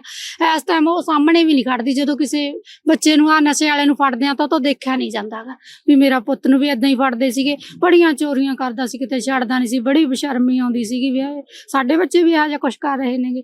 ਬੜਾ ਦੁੱਖ ਹੁੰਦਾ ਸੀਗਾ ਜਦੋਂ ਉਧਰੋਂ ਵੀ ਚੋਰੀ ਕਰ ਲਏ, ਉਧਰੋਂ ਵੀ ਵੀਡੀਓ ਬਣਾ ਕੇ ਪਾਤੀ, ਉਧਰੋਂ ਵੀ ਆ ਕਰਤਾ। ਫਿਰ ਬੜਾ ਦੁੱਖ। ਮਤਲਬ ਹੁਣ ਤੱਕ ਤਾਂ ਆਪਾਂ ਦੁੱਖ ਹੀ ਬਣਾਉਂਦੇ ਸੀਗੇ ਕਿ ਯਾਰ ਨਸ਼ੇ ਬਹੁਤ ਹੋ ਗਏ, ਗੱਲਾਂ ਹੀ ਕਰਦੇ ਸੀ ਨਸ਼ਾ ਬਹੁਤ ਹੋ ਗਿਆ, ਮਰੀ ਜਾਂਦੇ ਆ ਮੁੰਡੇ, ਆਪਾਂ ਗੱਲਾਂ ਹੀ ਕੀਤੀਆਂ। ਪਰ ਹੁਣ ਇੱਕ ਜੰਗ ਵਿੱਢੀ ਹੋਈ ਆ, ਹੁਣ ਉਮੀਦ ਹੈ ਕਿ ਨਸ਼ਾ ਕੰਟਰੋਲ ਹੋ ਜੂ? ਹਾਂਜੀ ਜਿਹੜੇ ਢੰਗ ਨਾਲ ਅਸੀਂ ਜੰਗ ਵਿੱਢੀ ਹੈਗੀ ਉਸ ਢੰਗ ਨਾਲ ਤਾਂ ਅਸੀਂ ਨਸ਼ਾ ਖਤਮ ਕਰਕੇ ਛੱਡਾਂਗੇ। ਇਸੇ ਕਾਰਨ ਹੀ ਵੈਸੇ ਅਸੀਂ ਕੰਟਰੋਲ ਤਾਂ ਕਰ ਚੁੱਕੇ ਹਾਂ। 80-85% ਤਾਂ ਕੰਟਰੋਲ ਹੋ ਚੁੱਕਿਆ ਹੈਗਾ ਤੇ ਬਾਕੀ ਜਿਹੜਾ ਰਹਿੰਦਾ ਗਾ 10-15% ਉਹ ਵੀ ਹੋ ਜਾਊਗਾ ਕੰਟਰੋਲ, ਕੋਈ ਗੱਲ ਨਹੀਂ ਜੀ। ਹੋਰ ਬੀਬੀਆਂ ਵੀ ਖੜੀਆਂ ਨੇ। ਮਾਤਾ ਜੀ ਦਿਨੇ ਪਹਿਰਾ ਫਿਰ ਸਾਰੀ ਰਾਤ ਪੂਰਾ? ਸਾਰੀ ਰਾਤ ਪਹਿਰਾ ਦਿੰਨੇ ਤਾਂ ਪੁੱਤ ਧੀਆਂ ਵਾਸਤੇ ਮਸਾ ਜਗ੍ਹਾ ਬਣਾਈ ਦੀ ਹੈ ਘਰੇ। ਜਦੋਂ ਕੋਈ ਆ ਲੱਛਣਾ ਤੇ ਹੋ ਰਹੇ ਪੁੱਤ ਧੀਆਂ ਲੈ ਜਾਂਦੇ ਜੋਰਾ ਜਰਬੀ ਨਾਲ ਤੇ ਮਾਂ ਪਿਓ ਨੇ ਮਸਾ ਜਨਮ ਦਿੱਤਾ, ਪਾਲਦੇ ਆ, ਪਣੋਸਦੇ ਆ, ਕੁੱਟਦੇ ਆ, ਮਾਰਦੇ ਆ ਵੀ ਸਾਨੂੰ ਆਹ ਚੀਜ਼ ਦਿਓ ਅਸੀਂ ਨਸ਼ਾ ਕਰਨਾ। ਮਾਂ ਬਾਪ ਕਿੱਥੋਂ ਦੇਣ? ਜਦੋਂ ਪੁੱਤ ਅਸੀਂ ਦੇਖਦੇ ਆ ਪੁੱਤ ਦੀਆਂ ਜਦੋਂ ਐ ਮੁੱਕ ਜਾਂਦੇ ਫਿਰ ਮਾਂ ਪਿਓ ਦੀ ਕੋਈ ਜੀਵਤ ਨਹੀਂ ਹੈਗੀ। ਉਸ ਬਾਬਤ ਅਸੀਂ ਪੁੱਤ ਹੁਣ ਸਾਰੀ ਰਾਤ ਪਹਿਰਾ ਦਿੰਦੇ। ਅੱਕ ਕੇ ਹੁਣ ਆਏ ਹੋ ਸੜਕਾਂ ਤੇ? ਅੱਕ ਕੇ ਆਏ ਆ ਪੁੱਤ, ਅੱਕ ਕੇ ਵੀ ਮਰਨਾ ਮਨਜ਼ੂਰ ਹੈ ਪਰ ਨਸ਼ਾ ਛਡਾ ਲੈਂਗੇ। ਸਾਰੀ ਰਾਤ ਸਾਨੂੰ ਹਨੇਰੇ ਨੂੰ ਸਾਨੂੰ ਨੀਂਦ ਨੂੰ ਦਾ ਕੋਈ ਨਹੀਂ ਬੇਪਰਵਾਹ ਹੈ। ਹਾਂ ਪਰ ਪੁੱਤਾਂ ਦੀ ਜਾਨ ਬਚਣੀ ਚਾਹੀਦੀ ਹੈ ਸਾਨੂੰ। ਨੀਂਦ ਤਿਆਗ ਦੋਗੇ ਕੋਈ ਗੱਲ ਨਹੀਂ ਪਰ ਪੁੱਤ ਬਚਾਉਣੇ ਆ। ਤਿਆਗਤੀ ਪੁੱਤ, ਨੀਂਦ ਤਿਆਗਤੀ ਪੁੱਤ ਬਚਾਉਣੇ। ਬਹੁਤ ਬੁਰਾ ਹਾਲ ਹੈ ਨਗਰ ਖੇੜੇ ਦਾ। ਅੱਕ ਕੇ ਪਹਿਰੇ ਦੇਣ ਲੱਗੇ ਆ ਪੁੱਤ ਅਸੀਂ। ਹਾਂ ਵੀ ਪੁੱਤ ਤਾਂ ਮਾਤਾ ਕਹਿੰਦੀ ਨੀਂਦ ਦੀ ਸਾਨੂੰ ਕੋਈ ਪਰਵਾਹ ਨਹੀਂ, ਭਾਵੇਂ ਜਾਗਣਾ ਪੈ ਜੇ ਪਰ ਅਸੀਂ ਆਪਣੇ ਪੁੱਤ ਬਚਾਉਣੇ ਆ ਕਿਉਂਕਿ ਪੁੱਤਾਂ ਦੀ ਜਵਾਨੀ ਦੀ ਕੀ ਕੀਮਤ ਹੁੰਦੀ ਆ ਉਹ ਮਾਤਾਵਾਂ ਨੂੰ ਹੀ ਪਤਾ ਹੁੰਦਾ। ਪੁੱਤ ਜਦੋਂ ਪੁੱਤ ਮੁੱਕ ਜਾਂਦੇ ਮਾਵਾਂ ਦੀ ਕੀ ਜੀਵਤ ਆ। ਬਹੁਤ ਜੂਨ ਖਰਾਬ ਹੈ ਮਾਂ ਪਿਓ ਦੀ। ਜਦੋਂ ਧੀਆਂ ਪੁੱਤ ਮੁੱਕ ਜਾਂਦੇ ਆ, ਉੱਥੇ ਮੁੱਕਿਆ ਪਿਆ, ਉੱਥੇ ਮੁੱਕਿਆ ਪਿਆ, ਬਹੁਤ ਜੂਨ ਖਰਾਬ ਹੈ। ਹੁਣ ਮੇਰਾ ਭਤੀਜਾ ਹੀ ਸੀ ਉਹ ਜਿਹੜਾ 24 ਸਾਲ ਦਾ ਮੁੱਕਿਆ। ਅੱਛਾ ਹਾਂ ਸਕਾ ਭਤੀਜਾ ਸੀ ਮੇਰਾ। ਨਸ਼ਾ ਕਰਦਾ ਸੀ ਜਿਹੜਾ ਹੁਣ ਫੋਟੋ ਨਹੀਂ ਇਹ ਡੁੱਬੜੇ ਲਿਆਈ ਦਿਖਾਉਣੀ ਹੋਵੇ। ਆ ਫਿਰਦਾ ਭਰਾ ਭਰਜਾਈ ਰੁਲਦੇ ਤੇ ਧੀਆਂ ਸੀ ਵਿਆਹਤੀਆਂ। ਮਰਿਆ ਨਾ ਉਹ ਵੀ ਭੈੜੇ ਆ। ਇੱਕੋ ਇੱਕ ਪੁੱਤ ਹੋਵੇ ਮੁੱਕ ਜਾਣ, ਹਨੇਰਾ ਪੈ ਗਿਆ ਕਦੋਂ ਚਾਨਣ ਹੋਇਆ। ਬਹੁਤ ਜੂਨ ਖਰਾਬ। ਨੌਜਵਾਨ ਸੀ। ਕਿਵੇਂ ਗਿਆ ਸੀ ਇਹ ਪੁੱਤ? ਫਿਰ ਉਹੀ ਗੱਲ ਨਸ਼ੇੜੀਆਂ ਨੇ ਲਾ ਲਿਆ। ਜਿਹੜੇ ਰਸਤੇ ਲੱਗ ਗਿਆ ਤਾਂ ਉਹਦੀ ਜਾਨ ਵੀ ਖਪਾ ਲਈ। ਜੇ ਨਾ ਮਗਰ ਲੱਗਦਾ ਤਾਂ ਆਪਦੀ ਜਾਨ ਕਾਹਤੋਂ ਖਪਾਉਂਦੇ? ਆਪਦਾ ਨਗਰ ਖੇੜੇ ਚ ਰਹਿੰਦਾ ਸਰੀਕੇ ਚ ਬਸਦਾ ਪੁੱਤ। ਸਾਨੂੰ ਬਹੁਤ ਦੁੱਖ ਆ, ਅਸੀਂ ਮਰਿਆ ਨਾ ਉਹ ਵੀ ਭੈਣੇ ਆ। ਕੱਲਾ ਪੁੱਤ ਹੋਵੇ ਮੁੱਕ ਜੇ ਮਾਂ ਪਿਓ ਦੀ ਕੱਲਾ ਹੀ ਸੀਗਾ ਕੱਲਾ ਹੀ ਸੀ ਪੁੱਤ। ਸੋਨੂੰ ਲਿਆ ਕੇ ਫੋਟੋ ਦਿਖਾਉਣੀ ਹੋਵੇ ਬਾਪ ਖੜਾ ਲਿਆਵੇ ਤਾਂ ਚਰਜ ਮੰਨ ਜੋ ਵੀ ਆਹ ਪੁੱਤ ਗਰਚੇ ਵਰਗਾ ਮੁੱਕ ਗਿਆ। ਨਾਲੇ ਮਾਂ ਪਿਓ ਉਹ ਚੀਜ਼ ਕਿਹੜੀ ਸੀ ਜਿਹੜੀ ਘਰੇ ਖਾਣ ਨੂੰ ਆਦੇ ਸੀ ਵੀ ਖਾ ਪੁੱਤ, ਪਰ ਇਸ ਗੱਲੋਂ ਨਸ਼ਾ ਛੱਡ ਦੇ। ਸਾਨੂੰ ਨਾ ਰੰਗਣਾ ਵੀ ਔਖਾ ਇੱਥੋਂ ਦੇ ਬਾਹਰ ਚੋਂ। ਹਾਂ ਇੰਨਾ ਸੋਹਣਾ ਸੁਨੱਖਾ ਪਤਲਾ ਮੈਂ ਤੁਹਾਨੂੰ ਦੱਸਾਂ ਰੰਗ ਰੂਪ ਦਾ।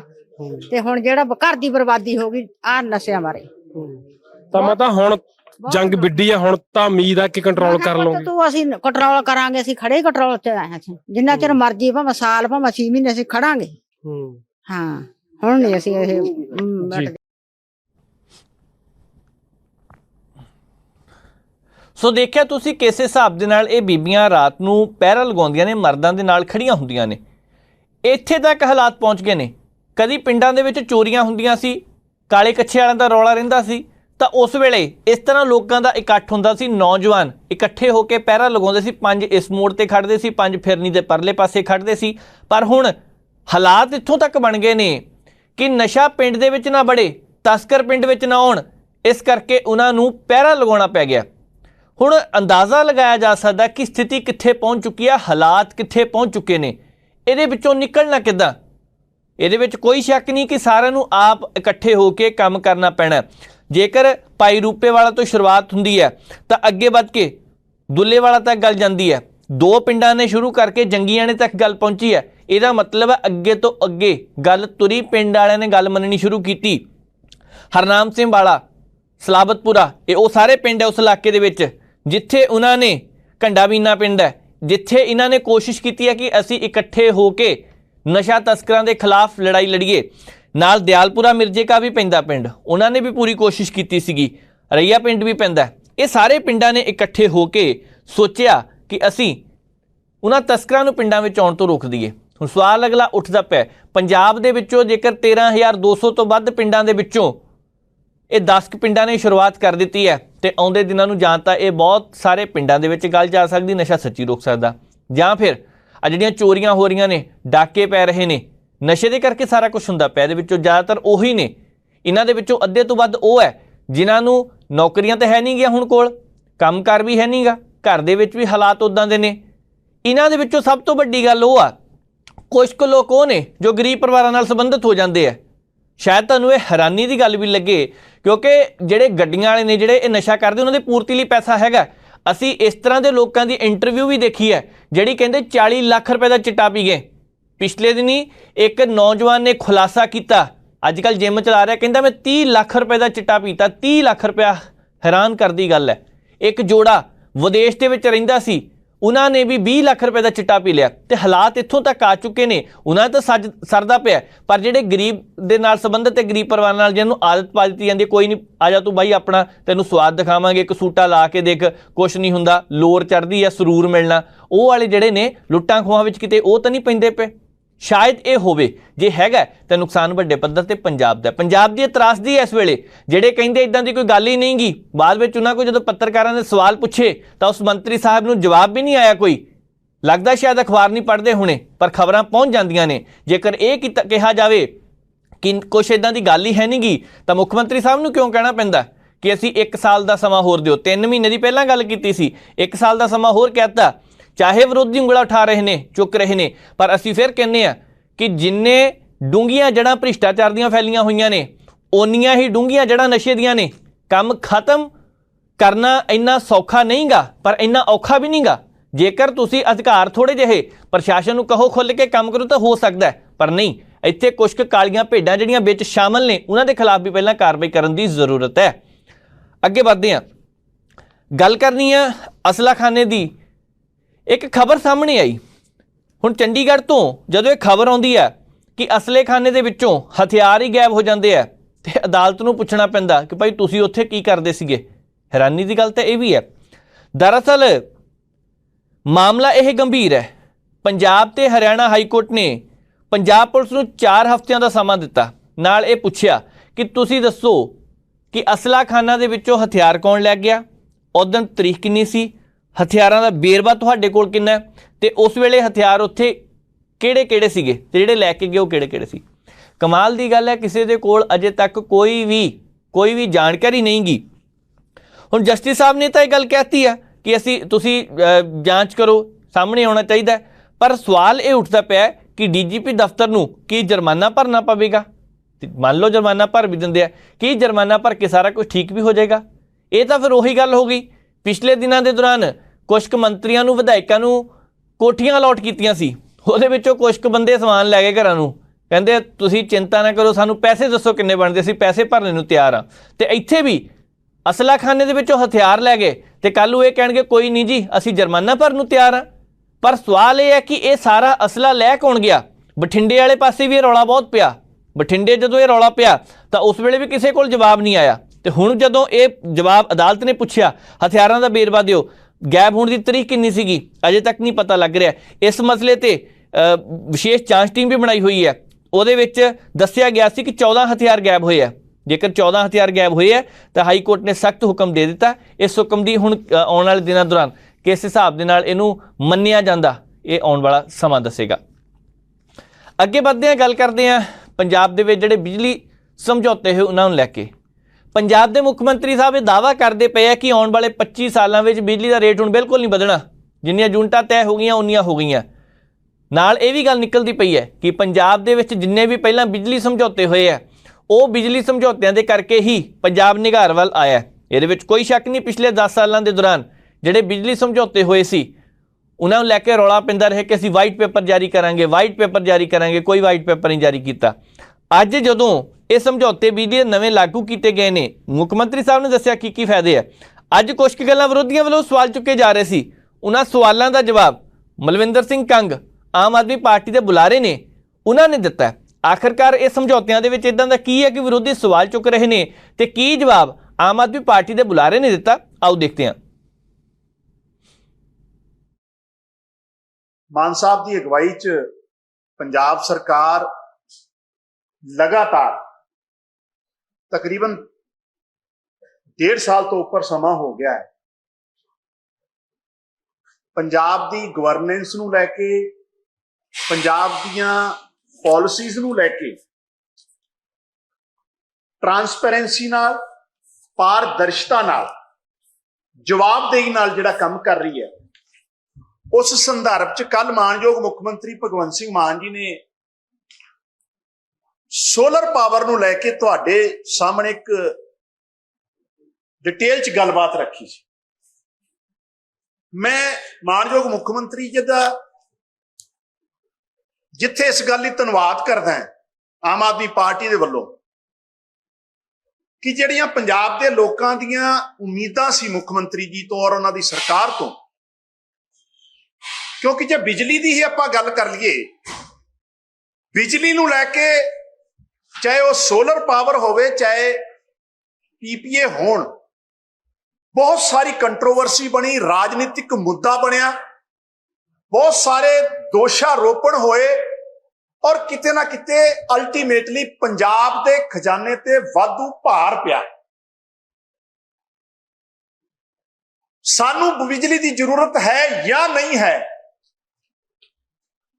ਅਕਾਲੀ ਦਲ ਦੀ ਸਰਕਾਰ ਦੇ ਸਮੇਂ ਹੋਏ ਐਗਰੀਮੈਂਟ ਦੇ ਆਧਾਰ ਤੇ ਸਾਨੂੰ ਪੇਮੈਂਟ ਕਰਨੀ ਹੀ ਪਈ, ਫਿਕਸ ਚਾਰजेस ਸਾਨੂੰ ਦੇਣੇ ਹੀ ਪੈਣੇ। ਇਹ ਸਾਡੇ ਤੇ ਐਡੀਸ਼ਨਲ ਬੋਝ ਸੀ, ਕਿਉਂਕਿ ਕਿਤੇ ਨਾ ਕਿਤੇ ਇਹ ਸਾਰੇ ਚੀਜ਼ਾਂ ਨੂੰ ਜਦੋਂ ਆਪਾਂ ਦੇਖਦੇ ਹਾਂ ਤੇ ਲੱਗਦਾ ਹੈ ਬਿਹਾਈਂਡ ਦਾ ਕਰਟਨ, ਅੰਡਰ ਦਾ ਟੇਬਲ ਕੋਈ ਸੈਟਿੰਗਾਂ ਹੁੰਦੀਆਂ ਰਹੀਆਂ। ਜਿਹੜੀ ਬਿਜਲੀ ਕੱਲ ਮੁੱਖ ਮੰਤਰੀ ਜੀ ਨੇ ਜਿਹੜਾ ਜ਼ਿਕਰ ਕੀਤਾ, ਜਿਹੜਾ ਨਵਾਂ ਪੰਜਾਬ ਸਰਕਾਰ ਨੇ ਐਗਰੀਮੈਂਟ ਕੀਤਾ, 1200 ਮੈਗਾਵਾਟ ਬਿਜਲੀ ਦਾ ਐਗਰੀਮੈਂਟ ਅਸੀਂ ਕੀਤਾ ਹੈ ਰਾਜਸਥਾਨ ਔਰ ਗੁਜਰਾਤ ਭੁੱਜ ਤੋਂ ਲੈ ਕੇ ਜਿਹੜੀ ਬਿਜਲੀ ਲੈਣੀ ਆ ਸਤਲੁਜ ਜਲ ਬਿਜਲੀ ਨਿਗਮ ਤੋਂ, ਉਹ ਤਕਰੀਬਨ 2 ਰੁਪਏ 50 ਪੈਸੇ, 2 ਰੁਪਏ 53 ਪੈਸੇ, ਯਾਨੀ ਕਿ ਬਿਲੋ 3 ਰੁਪੀਸ। ਇਹ ਹੈ 2023 ਚ। 2023 ਚ ਅਸੀਂ 2.5 ਰੁਪਏ, ਪੌਣੇ 3 ਰੁਪਏ ਬਿਜਲੀ ਖਰੀਦ ਰਹੇ ਹਾਂ ਔਰ ਲਗਾਤਾਰ 25 ਸਾਲ ਮਾਨ ਸਾਹਿਬ ਦੀ ਸਰਕਾਰ ਨੇ ਇੰਸ਼ੋਰ ਕੀਤਾ ਹੈ ਕਿ ਕੋਈ 1 ਰੁਪਈਆ ਨਵਾਂ ਪੈਸਾ ਨਹੀਂ ਵਧਾਇਆ ਜਾਊਗਾ। ਤੇ ਦੂਜੇ ਪਾਸੇ 2007 ਤੋਂ 17 ਤੱਕ ਅਕਾਲੀ ਦਲ ਭਾਜਪਾ ਸਰਕਾਰ ਨੇ ਐਗਰੀਮੈਂਟ ਜਿਹੜਾ ਕੀਤਾ ਹੈ ਉਹ ਉਸ ਜ਼ਮਾਨੇ 'ਚ ਵੀ 8 ਰੁਪਏ 8.5 ਰੁਪਏ ਤੱਕ, ਨਾਲੇ ਫਿਕਸ ਚਾਰਜ ਵੀ ਦੇਣੇ। ਪੰਜਾਬ ਨੂੰ ਬਿਜਲੀ ਦੀ ਲੋੜ ਹੈ ਜਾਂ ਨਹੀਂ ਹੈ, ਤੁਹਾਨੂੰ ਕੰਪਨੀਆਂ ਨੂੰ ਪੈਸਾ ਦੇਣਾ ਹੀ ਪਊਗਾ। ਪੰਜਾਬ ਦੇ ਲੋਕਾਂ ਨੂੰ ਤੁਹਾਡੇ ਰਾਹੀਂ ਦੱਸਣਾ ਚਾਹੁੰਦੇ ਆ ਕਿ 2023 ਚ ਅਸੀਂ 2.25 ਰੁਪਏ 2.5 ਰੁਪਏ ਬਿਜਲੀ ਖਰੀਦ ਰਹੇ ਹਾਂ ਤੇ 2007 ਚ ਅਕਾਲੀ ਭਾਜਪਾ ਸਰਕਾਰ ਨੇ 8.5 ਰੁਪਏ ਬਿਜਲੀ ਖਰੀਦ ਕੇ ਪੰਜਾਬ ਦੇ ਖਜ਼ਾਨੇ ਤੇ ਕਿੱਡਾ ਵੱਡਾ, ਕਿਸ ਹੱਦ ਤੱਕ ਉਹਦਾ ਮਿਸਯੂਜ਼ ਕੀਤਾ ਆ, ਇਹ ਆਪਣੇ ਆਪ ਤੁਹਾਡੇ ਸਾਹਮਣੇ ਐਗਜ਼ਾਮਪਲ। ਮਲਵਿੰਦਰ ਸਿੰਘ ਉਹਨਾਂ ਦੀ ਗੱਲਬਾਤ ਨੂੰ ਤੁਸੀਂ ਸੁਣਿਆ। ਅੱਗੇ ਵੱਧਦੇ ਹਾਂ, ਗੱਲ ਕਰਨੀ ਹੈ ਰਾਹੁਲ ਗਾਂਧੀ ਹੋਰਾਂ ਦੀ। ਰਾਹੁਲ ਗਾਂਧੀ ਹੋਰਾਂ ਨੂੰ ਲੈ ਕੇ ਅੱਜ ਇੱਕ ਐਲਾਨ ਕੀਤਾ ਗਿਆ ਕਿ ਉਹ ਅਮੇਠੀ ਤੋਂ ਚੋਣ ਲੜਨਗੇ। ਲੋਕ ਸਭਾ ਦੀਆਂ ਚੋਣਾਂ ਨਜ਼ਦੀਕ ਆ ਰਹੀਆਂ ਨੇ। ਹਾਲਾਂਕਿ ਇੱਕ ਪਾਸੇ ਰਾਹੁਲ ਗਾਂਧੀ ਹੋਰਾਂ ਦੇ ਖਿਲਾਫ ਇੱਕ ਕੇਸ ਚੱਲਦਾ ਹੈ ਮੋਦੀ ਸਰਨੇ ਮਾਮਲੇ ਦੇ ਵਿੱਚ। ਉਹ ਅਦਾਲਤ ਵਿੱਚ ਹੈ, 3 ਸਾਲ ਦੀ ਸਜ਼ਾ ਸੁਣਾਈ ਹੈ, ਪਰ ਉਹਦੇ ਵਿੱਚ ਜ਼ਮਾਨਤ ਵੀ ਮਿਲੀ ਹੈ। ਸਿਖਰ ਲਈ ਅਦਾਲਤ ਨੇ ਵਿੱਚ ਦਖਲ ਵੀ ਦਿੱਤਾ ਸੀ। ਉਹ ਕਹਿੰਦੇ ਸੀ ਕਿ ਕੇਸ ਜਿਹੜਾ ਕੀਤਾ ਉਹਦੇ ਬਾਰੇ ਵਿਚਾਰ ਵੀ ਕੀਤਾ ਜਾ ਸਕਦਾ। ਤੇ ਦੂਸਰੇ ਪਾਸੇ ਉਹਨਾਂ ਨੇ ਇਹ ਵੀ ਗੱਲ ਪੁੱਛੀ ਸੀ ਕਿ ਜਿਹੜੇ ਬੰਦੇ ਨੂੰ ਕੇਸ ਕਰਨਾ ਚਾਹੀਦਾ ਉਹਦਾ ਤਾਂ ਨਾਮ ਹੈ ਨਹੀਂਗਾ, ਹੋਰ ਕਿਸੇ ਬੰਦੇ ਨੇ ਕੀਤਾ ਤੇ ਸੂਬਾ ਵੀ ਉਹੀ ਸੀ ਜਿੱਥੋਂ ਕੀਤਾ, ਗੁਜਰਾਤ ਤੋਂ। ਬਹੁਤ ਸਾਰੇ ਸਵਾਲ ਸੀ। ਅਦਾਲਤ ਦਾ ਫੈਸਲਾ ਅਸੀਂ ਦੇਖਿਆ, ਪਰ ਉਦੋਂ ਇਹ ਗੱਲ ਸੀ ਕਿ ਰਾਹੁਲ ਗਾਂਧੀ ਚੋਣ ਲੜ ਸਕਦੇ ਨੇ। ਰਾਹੁਲ ਗਾਂਧੀ ਅਯੋਗ ਕਰਾਰ ਦਿੱਤੇ ਗਏ ਸੀ।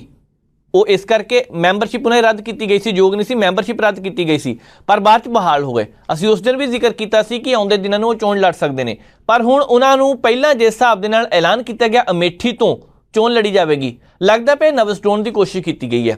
ਜੇਕਰ ਕੱਲ੍ਹ ਨੂੰ ਇਸ ਚੀਜ਼ ਦਾ ਵਿਰੋਧ ਹੁੰਦਾ ਤਾਂ ਫਿਰ ਸਪਸ਼ਟ ਸਥਿਤੀ ਹੋ ਜਾਣੀ ਹੈ ਤੇ ਉਹ ਜਿਹੜੀ ਸੀਟ ਤੋਂ ਪਹਿਲਾਂ ਚੋਣ ਲੜੇ ਸੀਗੇ, ਹੁਣ ਹੋ ਸਕਦਾ ਉੱਥੋਂ ਪ੍ਰਿੰਕਾ ਗਾਂਧੀ ਨੂੰ ਚੋਣ ਲੜਾ ਦਿੱਤੀ ਜਾਵੇ, ਜਾਂ ਫਿਰ ਇਹ ਵੀ ਹੋ ਸਕਦਾ ਕਿ ਪ੍ਰਿੰਕਾ ਗਾਂਧੀ ਆਪਣੀ ਮਰਜ਼ੀ ਦੇ ਨਾਲ ਜਿੱਥੋਂ ਮਰਜ਼ੀ ਚੋਣ ਲੜਨ।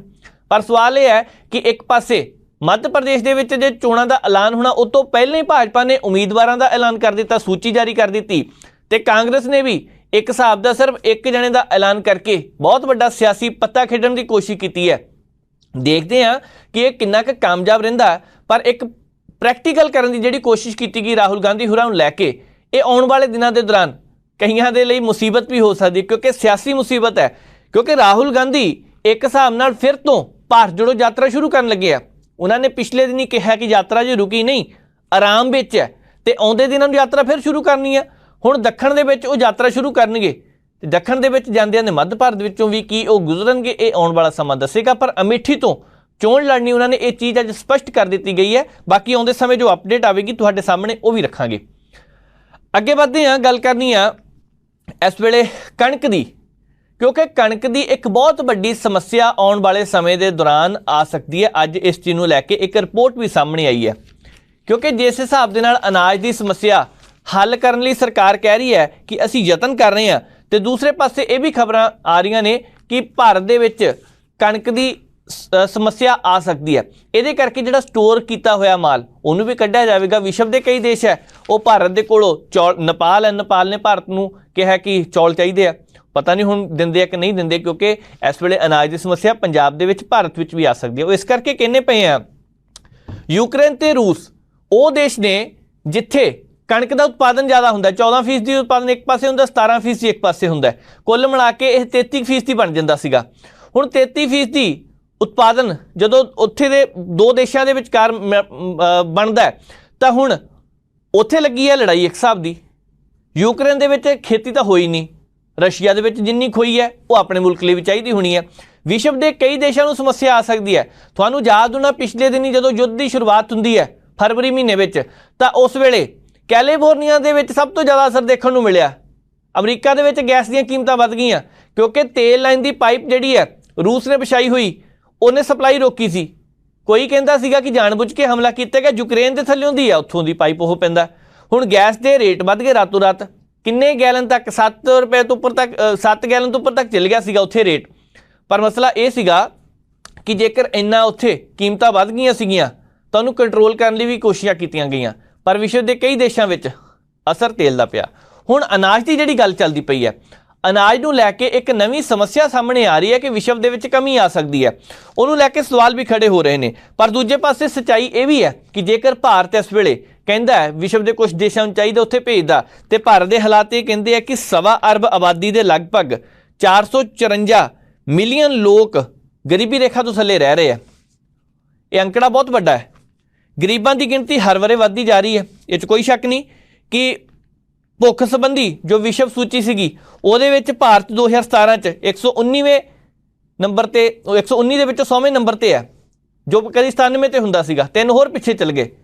ਹੁਣ ਇਹ ਹਾਲਾਤ ਜਿਹੜੇ ਬਣ ਗਏ ਨੇ, ਇਹਦਾ ਮਤਲਬ ਹੈ ਭੁੱਖਮਰੀ ਦੀ ਸਮੱਸਿਆ ਇੱਥੇ ਵੀ ਪੈਦਾ ਹੋ ਸਕਦੀ ਹੈ। ਵੱਡੀ ਗਿਣਤੀ ਵਿੱਚ ਲੋਕ ਉਹ ਨੇ ਜਿਨ੍ਹਾਂ ਦੇ ਕੋਲ ਬੁਨਿਆਦੀ ਸਹੂਲਤਾਂ ਹੈ ਨਹੀਂ ਗੀਆਂ। ਵੱਡੀ ਗਿਣਤੀ ਦੇ ਵਿੱਚ ਲੋਕ ਉਹ ਨੇ ਜਿਨ੍ਹਾਂ ਦਾ ਗੁਜ਼ਾਰਾ ਔਖਾ ਹੁੰਦਾ ਪਿਆ। ਹੁਣ ਭਾਰਤ ਦੇ ਵਿੱਚ ਜੇਕਰ ਗੱਲ ਕਰੀਏ, ਵੱਖ-ਵੱਖ ਜਾਤ, ਧਰਮ, ਨਸਲ ਦੇ ਲੋਕ ਰਹਿੰਦੇ ਨੇ। ਹੁਣ ਲੋਕਾਂ ਦੀ ਜਿਨ੍ਹਾਂ ਦੀ ਦੇਸ਼ ਵਿੱਚ ਆਬਾਦੀ 19% 12% ਹੈ, ਇਹਦੇ ਵਿੱਚ ਅਨੁਸੂਚਿਤ ਜਾਤੀ ਨਾਲ ਸੰਬੰਧਿਤ ਵੀ ਹੈ, ਕਬੀਲੇ ਸਮਾਜ ਨਾਲ ਸੰਬੰਧਿਤ ਵੀ ਲੋਕ ਨੇ, ਇਹਨਾਂ ਦੇ ਕੋਲ ਸਹੂਲਤਾਂ ਦੀ ਬਹੁਤ ਜ਼ਿਆਦਾ ਘਾਟ ਹੈ। ਹੈਰਾਨੀ ਇਸ ਗੱਲ ਦੀ ਵੀ ਕਦੀ ਕਦੀ ਹੁੰਦੀ ਹੈ, ਸਾਡੇ ਦੇਸ਼ ਦੇ ਰਾਸ਼ਟਰਪਤੀ द्रौपदी मुर्मू जिस पिंड दे विचों आउंदे उस पिंड दे विच बिजली दी तारां नहीं सीगीਆਂ, पर जदों राष्ट्रपति का ऐलान किया जाता है 2 दिन दे विच ही उत्थे सारा बिजली के खंभियां का प्रबंध किया गया। चलो जेकर वो नहीं सीगे राष्ट्रपति, पर जदों एक संसद मैंबर तो सीगे ना उस वेले भी पिंड दे इस तरह के हालात सी। लोग तो बहुत हैरान होंदे है गल सोच के। अजे तक भी जम्मू कश्मीर के कुछ पिंड इस तरह के सी जिथे 3 साल पहला एक पिंड दे विच लाइट आई। चलो वो की कारण से तार नहीं पहुँचती सी, कि इहदे बारे अजे कहा नहीं जा सकता, पर इन्ना जरूर है पिंड वाले बहुत खुश होए सी उत्थे लाइट देख के।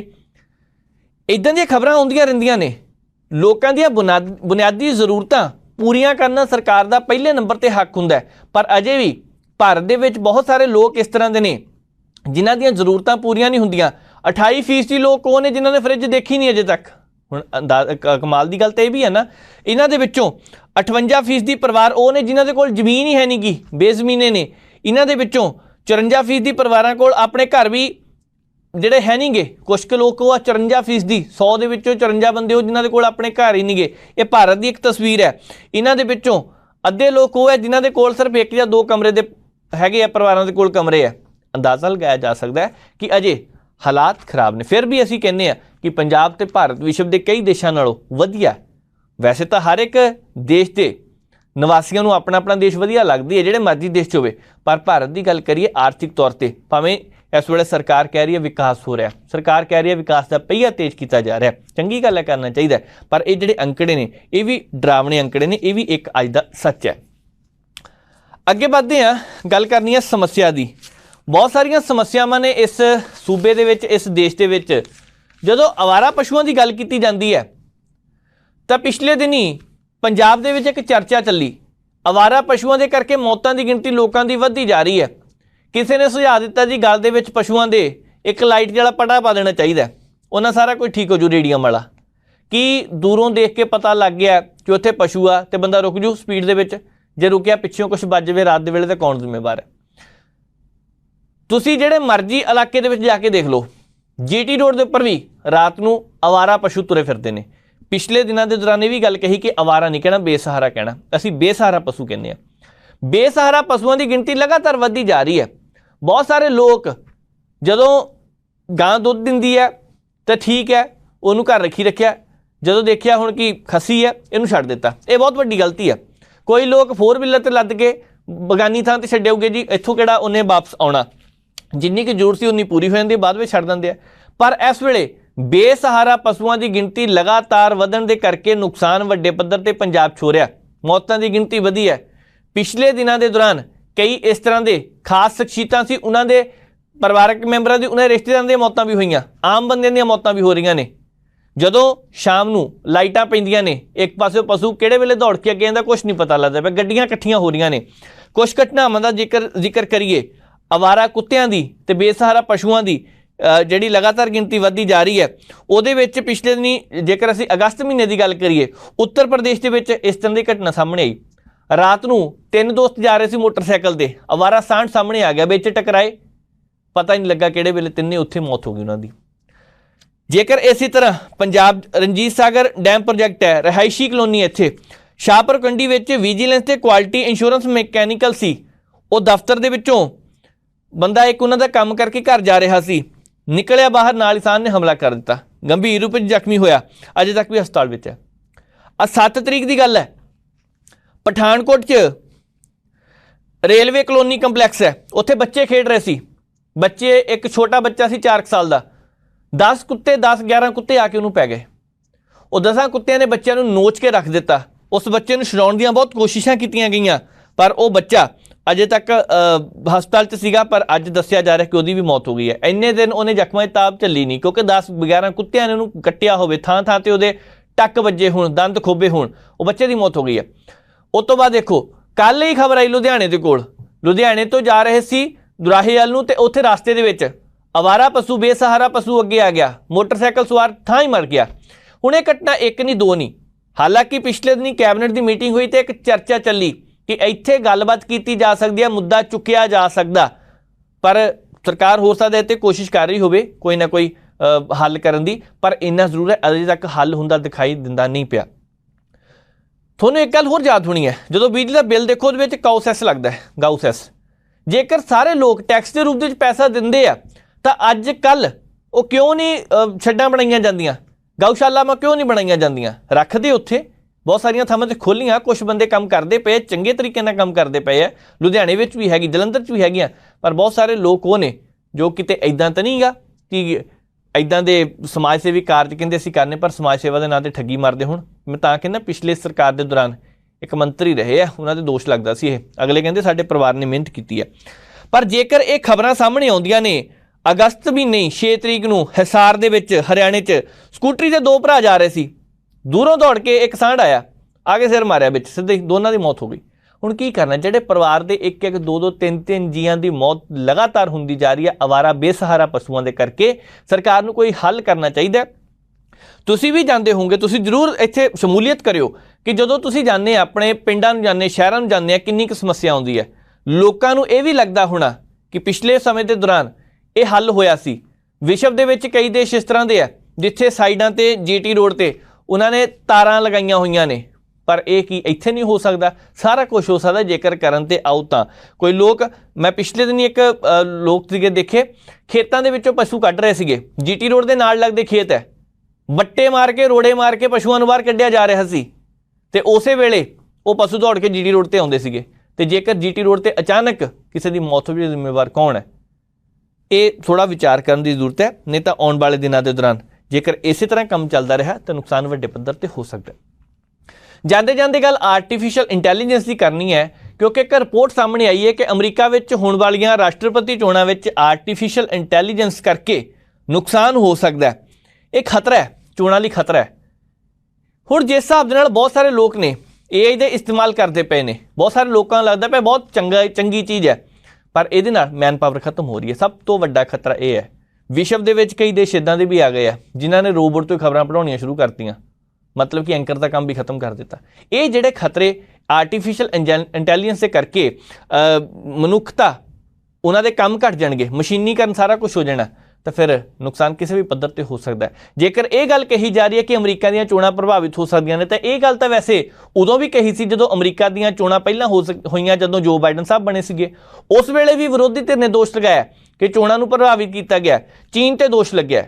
ਗੱਲ ਆਰਟੀਫੀਸ਼ੀਅਲ ਇੰਟੈਲੀਜੈਂਸ ਦੀ ਹੈ, ਠੀਕ ਹੈ, ਹੋ ਸਕਦਾ ਕਿ ਇਹਦੇ ਕੁਝ ਕੁ ਬੁਰੇ ਪ੍ਰਭਾਵ ਹੋਣ। ਅਸੀਂ ਕਿਸੇ ਦਿਨ ਜ਼ਿਕਰ ਕਰਾਂਗੇ ਕਿਸੇ ਮਾਹਰ ਦੇ ਨਾਲ ਕਿ ਇਹਦੇ ਕਿਸ ਤਰ੍ਹਾਂ ਦੇ ਪ੍ਰਭਾਵ ਪੈ ਸਕਦੇ ਨੇ, ਪਰ ਇੰਨਾ ਜ਼ਰੂਰ ਹੈ ਅਮਰੀਕਾ ਦੇ ਵਿੱਚ ਇਸ ਚੀਜ਼ ਦਾ ਖਦਸ਼ਾ ਜ਼ਾਹਰ ਕੀਤਾ ਜਾ ਰਿਹਾ ਹੈ ਕਿ ਆਉਂਦੇ ਸਮੇਂ ਦੇ ਦੌਰਾਨ ਚੋਣਾਂ ਪ੍ਰਭਾਵਿਤ ਹੋ ਸਕਦੀਆਂ ਨੇ। ਜੇਕਰ ਇਸ ਤਰ੍ਹਾਂ ਹੁੰਦਾ ਹੈ ਤਾਂ ਫਿਰ ਲੋਕ ਸ਼ਾਇਦ ਇਸ ਗੱਲ ਨੂੰ ਸਵੀਕਾਰ ਨਹੀਂ ਕਰਨਗੇ। ਬਹੁਤ ਸਾਰੇ ਲੋਕ ਇਸ ਵੇਲੇ ਸੋਸ਼ਲ ਮੀਡੀਆ ਤੇ ਇਹਦੀ ਵਰਤੋਂ ਕਰਦੇ ਪਏ ਆ, ਕੰਟੈਂਟ ਆਪ ਲਿਖਣ ਦੀ ਬਜਾਏ ਉਹ ਟਿਕ ਟਿਕ ਟਿਕ ਟਿਕ ਕਰਕੇ ਬਸ ਸਰਚ ਕਰਦੇ ਪਏ, ਸਾਰੀ ਡਿਟੇਲ ਮੂਹਰੇ ਆ ਜਾਂਦੀ ਆ, ਲੋਕਾਂ ਨੂੰ ਚੰਗਾ ਲੱਗਦਾ ਪਿਆ।